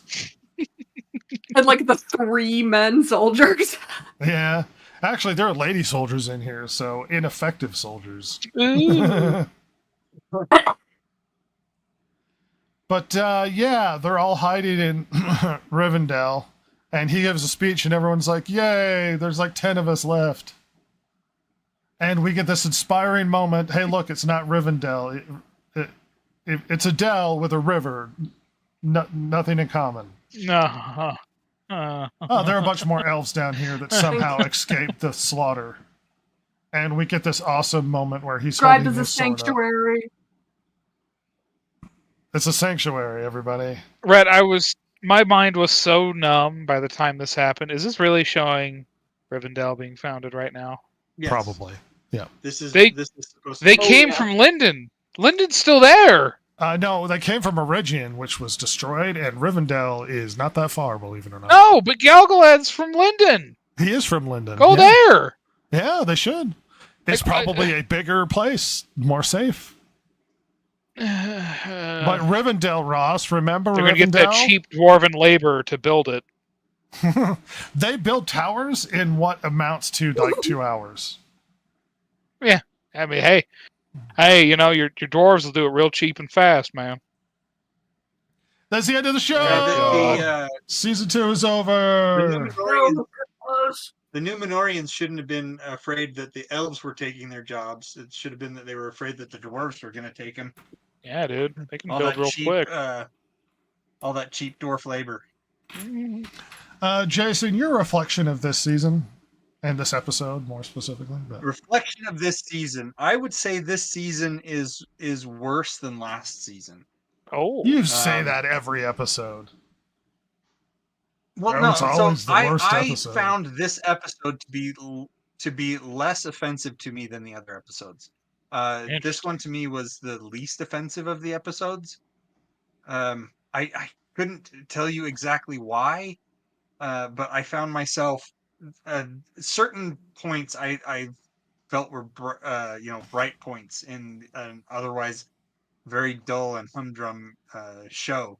But I did feel that it was that we were worse off this season than when we were last season. I'm gonna bring out a Regian here momentarily. I don't know, Just for Silver, if reference. you've seen this scene. Silver. It's not showing up for me for some reason. Oh, Is the screen working for anyone else? it's working for me. Yeah. Well, Oh. Silver has bad I'm internet. gonna You're the refresh the problem. page. Well, you let me know when you see it. Oh my gosh, she just disappeared. Ross, what do you think of this episode, this season overall? Well, for this episode, I mean, I can't say it was any worse than some of the other episodes. It's not the least worst for me this season, but it is bad. It's just the really dumb culmination of poorly laid stories and plot lines. It's and it just pummels you with, God, I don't care about these people. I mean, because you just don't. The dwarves are the closest ones you ever care about in this show, and they're not good either. I hope to God the Harfoots are gone now.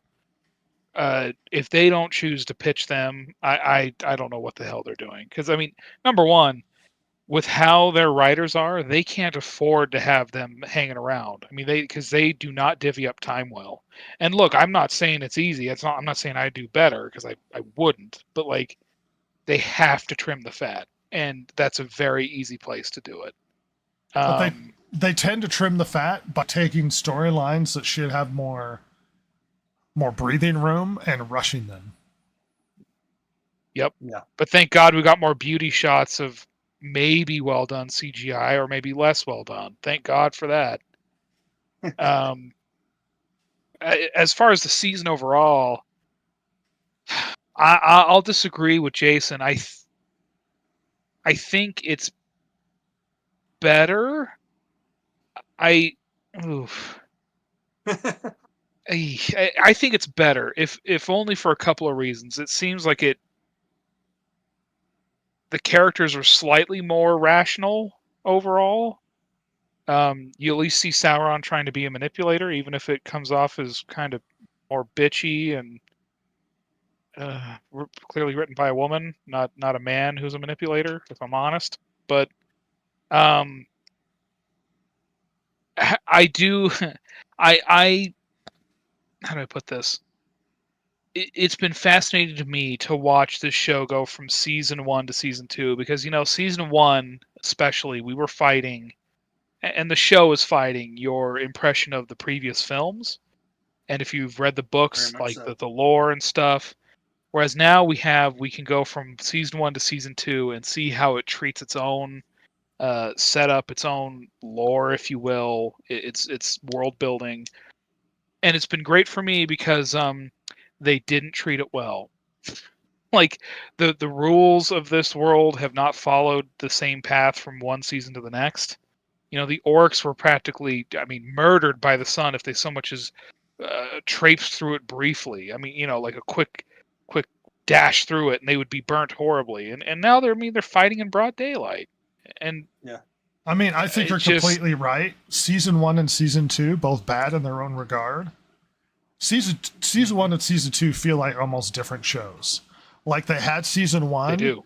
and they thought, we're going to redo everything. We're going back to the drawing board, and we're going to try and change it all in order to get get more. I don't know, to change it up. Hopefully, it'll garner more interest or something like that. Like season 1 felt like a different show, in my opinion.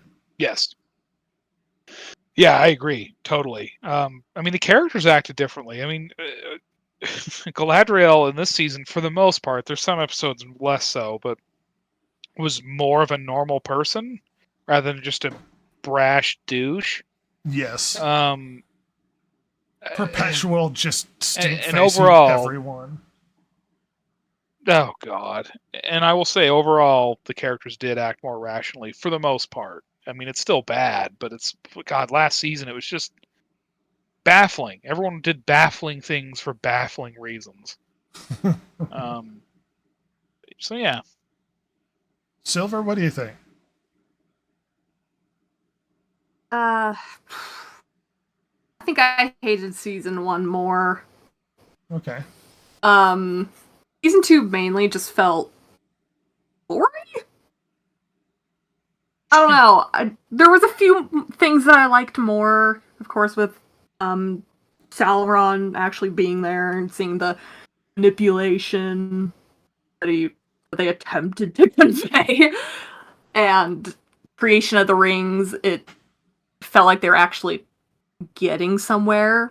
Besides season 1 being like, Nothing oh, happened. well, there's this person. Here's this person. They're doing stuff. Season But yeah, 1 did feel like it a lot of wasn't empty great. space. At least the story progressed in season 2. Yes, that's why I think season 2 was at least slightly better than season 1. It's funny. They feel so different. The 2 seasons to me. They do. They do. Yeah. The cities are There's a actually mark- different. If you could see in the picture, Silver. Oh yeah. Do you notice? Do you notice how the city in the first season doesn't have walls, and the second one does? Yeah, it doesn't have walls, and there's like this one hill in the background. Well, do you see the mountain in the background in season 2 that doesn't exist in season 1? Yes. Do you see It the looks like waterfall? one giant, like, man-made hill or something in season 1. It just looks very unnatural. The waterfall that doesn't seem to be there. The tower placement Yeah. seems to be different. And much like a symbol of season 1 and season 2, it's like they had an idea for season 1 and it didn't go well, and they redesigned everything and then pretended like this is how it looked the whole time. And if anyone was paying attention, they'd be like, this feels like a different place. Like, it's not the same thing. But completely going back to the drawing board doesn't fix season 1 or fix season 2. And I struggle with this show to sort of get lost in the show, because anytime I sort of like, okay, action's happening, I find myself constantly pulled away in a sort of, I don't know, meta sense where I'm hovering over it being hypercritical, because stupid stuff still keeps happening. I can't tell you how funny I thought that scene was where the elf ran out into the middle of nowhere and got shot by like arrows all at the same time. And there's a lot of like, hey, you don't like all of the changes in season 1. We're going to constantly have references to other stuff in the lore that won't fit naturally, and will seem like we're pandering to people who like the lore, but really it's just kind of offensive and bad and makes me think that you don't have any creative bones in your body. Like, you could have set your own moments that everybody would be like, oh, remember that moment in this show. You could have been doing that. Setting up your own moments. You don't have to keep stealing moments from other things that you know worked. You should be making your own your own moments. But the problem is, I don't think you're good enough to write that. I think you're such bad writers that your best creative bones created season 1, and season 2 was a desperate effort to rewrite everything to try and salvage it. And it did not. It didn't salvage it. I think that is, at least in part, why I don't like season 2 more than I don't like season 1. I think it was that constant that they were constantly, instead of trying to immerse me in the story and the world and the characters, that every 5 seconds I was being pulled away from that and just reminded how dumb and boring and full of holes the entire plot was. I mean, the thing is that you can have something that has some poor writing and has plot holes and stuff and still sucks you in and gives you an enjoyable experience. And this was not that. And I think that's why I hated this one more than I hated the first one. Jason, tell me something good about this season. Something good about this season. I don't know. Like I said, for me, I liked the Balrog and the clash between him and Durin the Third. I do realize that it's kind of hokey and his posture was so dumb, but I did like that he charged the Balrog. Okay. Ross, something good about the season.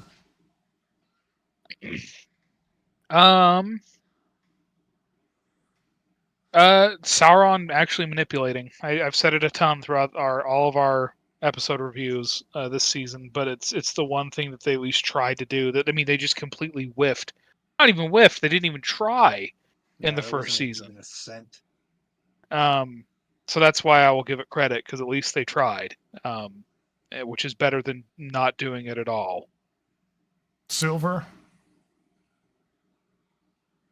I agree. I liked Sauron being manipulative.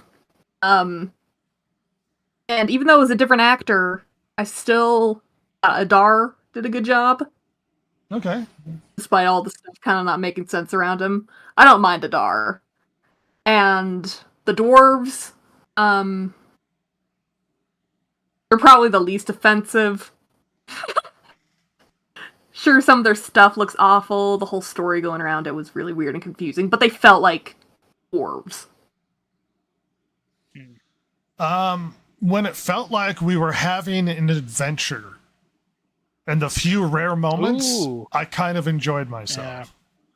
It's Despite been so long ago, I almost forgot. Despite it being Shelob, I kind of was like, oh, we're having an adventure. He's going out. He's running into spiders. There's a worm in the swamp. Even though the worm thing was a bit hokey, like they all immediately spit them up cleanly without any damage, it was still like they're having an adventure. Like something's happening. Instead of like they're bogged down by trying to include a huge amount of story that has to exist for the plot to go forward, and there's too much story crammed into too little time. And this should have been dragged out across more than one season. You should get more breathing room. It's weird. It feels rushed and boring at the same time. Yes, absolutely. And you need to give the characters more time to you need to build characters. You need to give us character development and personalities and get us to care about who these people are. You need to write it in such a way where we're invested in their journey. But instead, you're jumping between stories so much, and there's too much going on that it's like it's hard to care about any of the events going on with any of the characters, to the point where you're almost actively hoping some of them die. Absolutely. I don't know about any of you, but I had the thought earlier today.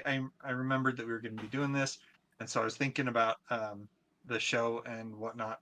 And my thought was that what they should have done is made like Elrond and Galadriel and these characters. They should have been like secondary. They should have been side characters, and they should have focused on characters that were original, like Garondir and things like that, where we would have had more of an opportunity to. Obviously, I don't think they could have done this well, just by the writing and what we've got so far. But if they had been able to write well, if they used these characters that were unknowns, that were invented for their stories, as our audience surrogates, that we're finding out about the world, that we're finding out and meeting these characters, rather than these characters being so central. that it might have actually been a better story for us, just because we would have been able to see and grow as the characters saw and grow, rather than, it just feels like they're trying to put these characters in harm's way when we know that they can't be in harm's way. It's just I mean, manufactured. you're trying to show. solve a problem that's natural to writing a story where we know the outcome. I realize I am. Their original characters, I don't give a fart about any of their original characters. So it's hard for me to be with you on this, but I see what you're trying to do. Create a moment, create a way so that we could follow characters that might have threat, that danger might happen to them, or we might be concerned about their outcomes because we don't know where their end is going to lie. So it's hard to like follow Galadriel when she knows she ain't going to die. Like there's no outcome where you're super convinced. I see what you're trying to do. I hate their original characters though. I don't. Right. They're, like I said, the original characters that they presented to us were so underwhelming that it's hard for us to care about them. But I kind of go back to that Lord of the Rings game, War in the North, where they had the three characters that were obviously not lore characters. But that's just a whole separate story that has nothing to do with the lore, and they paid for a lore story. They paid for a Lord of the Rings. Right. But what I was getting at was that we found that enjoyable. We liked that. We played the heck out of that game. You know what I mean? Yes. And if they had been able to do something like that, bring that kind of experience into this, it probably would have been a better experience for everybody all around. I mean, it would have been harder for everybody to be like, that didn't happen, when it's happening to characters that don't exist. Right. Regardless, we don't need to... You know what? The question isn't at this point. How do you rewrite it? Because we're at season 2 now. There's no rewriting this show. There's no, this is what they should have done. Here's the important question, and I would like to leave it sort of looking into the future. Is it possible to salvage it after season 2? And number 2, what is it they'd have to do to change or whatever to fix it at this point, at this advanced point in the show? I'm going to start with Silver. Oh, gosh. Can we salvage it? Very difficult question. I know, that's why I asked it. I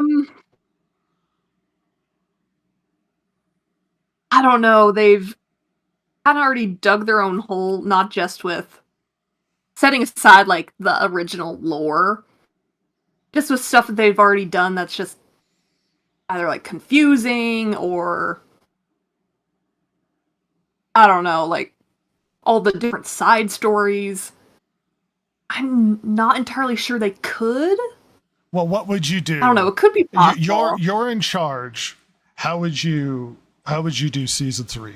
Would you completely eliminate a bunch of the side stories, focus on 1 or 2 of them? Would you shift the story's emphasis on one thing over another? Like where would you, what would you try and fix to make it better? I definitely get rid of side stories with Theo. We all love Theo. I'd get rid of his side story. Yeah. And have it mainly focused on who are supposed to be the main characters in this. You know, like Galadriel, even though I don't like her. And the other elves, and maybe have Gandalf make his way to totally not Rivendell. And have the story with them there. And maybe still have, like, Isildur going, but I really don't care for the stuff in Numenor. I don't care. I agree. It's important to the lore, but I maybe agree. Get rid of... Yeah. I'm like, just I don't know, maybe get rid of that, 1. just focus on Isildur. Just episode 1, destroy Numenor and just be done with it. I'm so tired of the Numenor politic stuff going on. Just a CGI fest of like a 2012 like movie destruction Like, Oh gosh. just bitch, people running around and just dying and stuff. Just a whole episode. Yeah, they all head to the boats. They make their way to Middle Earth. They become, I don't know, people of just Middle Earth. They're roaming around, and there's no Numenor. Ross, can you save this show at this advanced stage? I'm gonna say no. No. It's too far in now. And if the things that you would want to try to do that I can think of, and again, as a not Hollywood writer, would just come off as completely like it'd be whiplash. It just would make no sense. It would suddenly there's another change again from season to season. Yeah. If I was going to change things, though, like if I, give me $1 million and come up with ideas, I would say, please God, flesh out the humans. Don't just have them all be grub peasants that have like schmutz smeared on their face. God, give us some kingdoms, something. Like and give Numenor a little bit more depth besides that one city. But and then I think that as far as the humans go, they will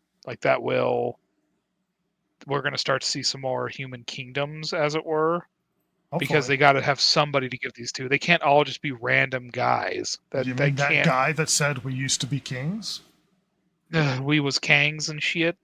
Yeah. They can't all be that way. Like there has to be somebody that at least has a castle they live in. So I think that will happen to some degree anyway.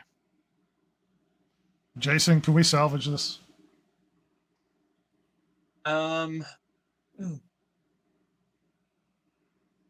think it's possible. It would be super difficult, and like Ross said, the tonal whiplash would send shockwaves through the internet. You would have to almost pare down everything and have like a season that does nothing but deal with the elves in as lore accurate a way as you possibly can, and then another season that deals with just the dwarves crap as lore accurate as you can, and then another season that has the humans and you just focus on them. You throw the Harfoots out and you never revisit them, but you go back to the lore and you honor the lore. And there's still hope at this point. Maybe, to honor the lore. Just maybe you can actually salvage something. I don't think taking a purist stance of saying let's follow the lore, and if you follow the lore, we'll fix it. We'll fix this at this point. No, there are too many threads in two wrong directions. The thing is like I said, it's that tonal whiplash that would just be a shock to the system by itself. This is the world we live in. This is the bed we've made. There's no escaping it. Okay, so we have to deal with what we have now. You almost have to say, look, we're rebooting everything. That's also not a tenable option. They're better off just canceling it at this point. Yes, that is the best option, and but again, I've already heard rumblings that Amazon can't afford to cancel this at this point, and so we're getting 3, 4. It would be 5 it would be a admitting failure. Yeah. Okay. Here's what I would do. It almost seems that if they don't, that's actually another bigger admission of failure. But no, if you don't admit that it was a failure and keep telling everybody it was, then nobody can claim it was a failure. No elves in season 2 or season 3. We just assume they're fighting Sauron, I guess. No elves.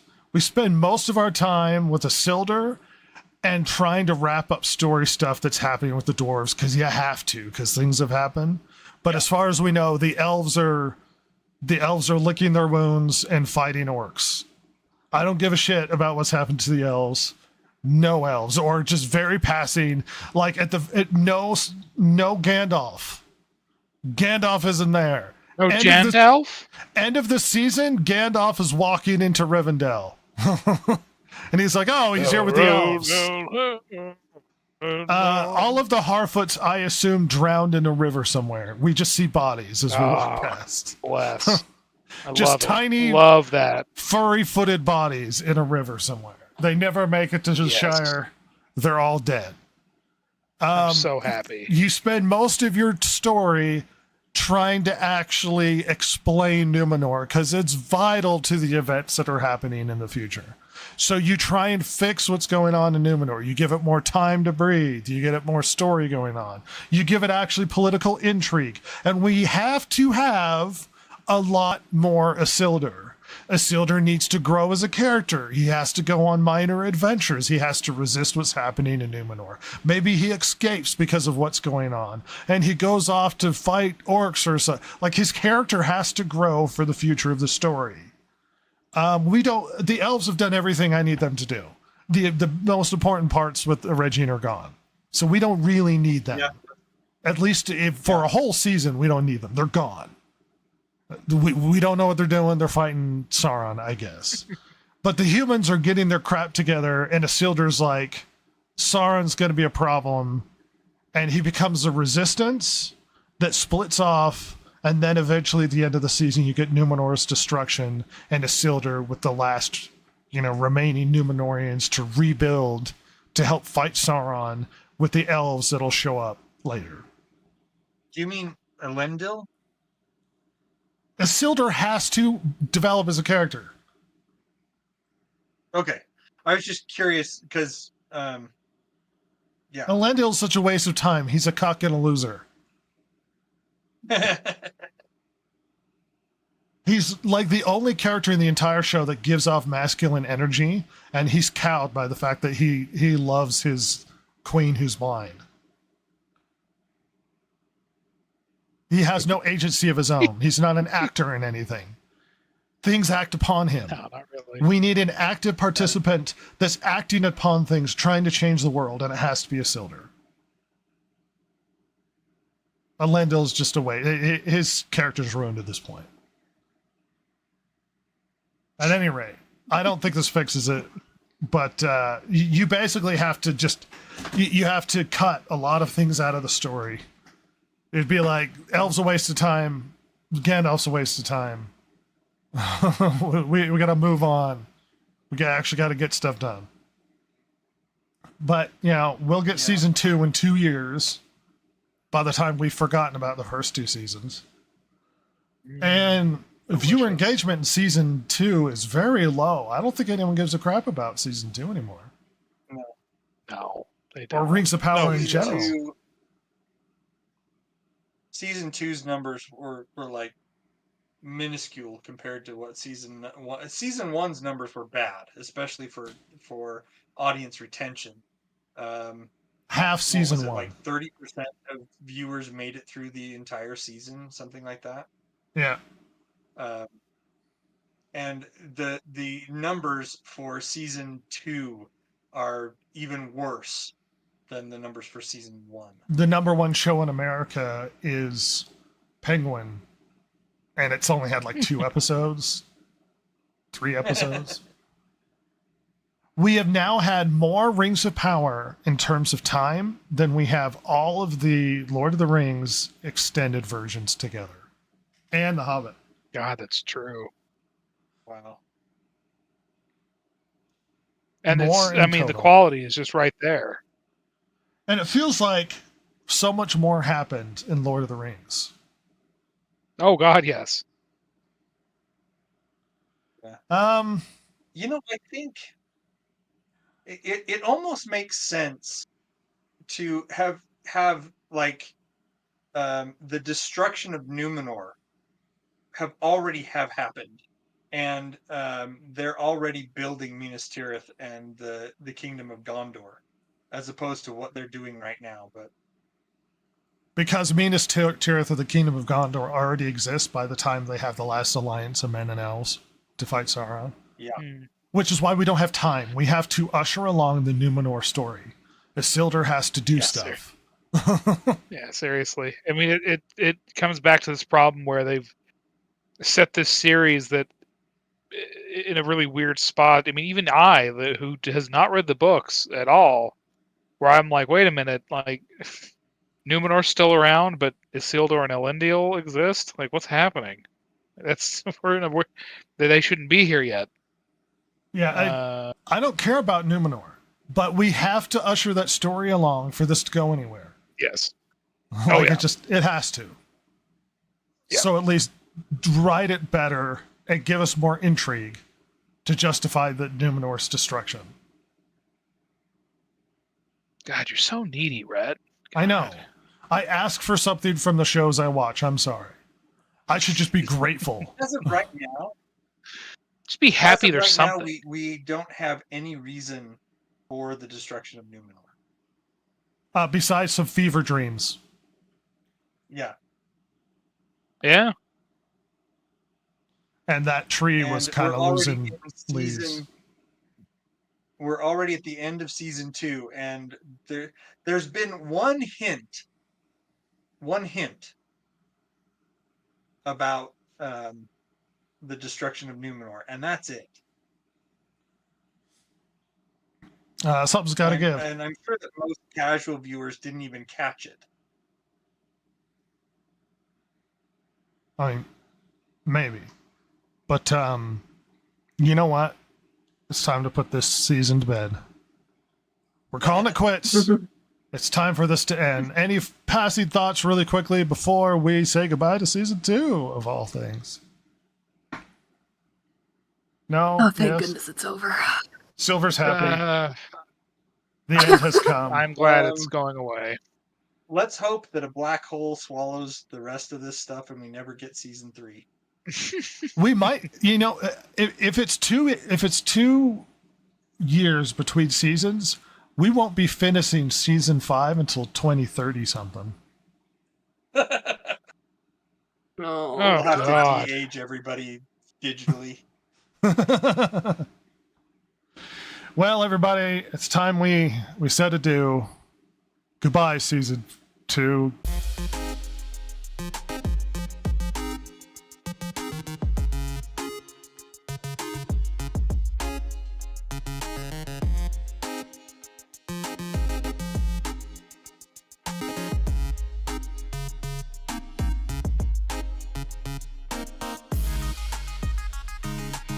If you like the show, follow Rhett, Jason, Ross, and Silver, the world's most lethally stupid internet personalities, on Twitter at DG Podcast or on Instagram at Distracted Gamers. If you liked or hated what you heard here today, you can email them at thedistractedgamers@gmail.com and share your feelings. Not that Jason would care, since he hasn't any, of course. Oh my God, it's so juicy.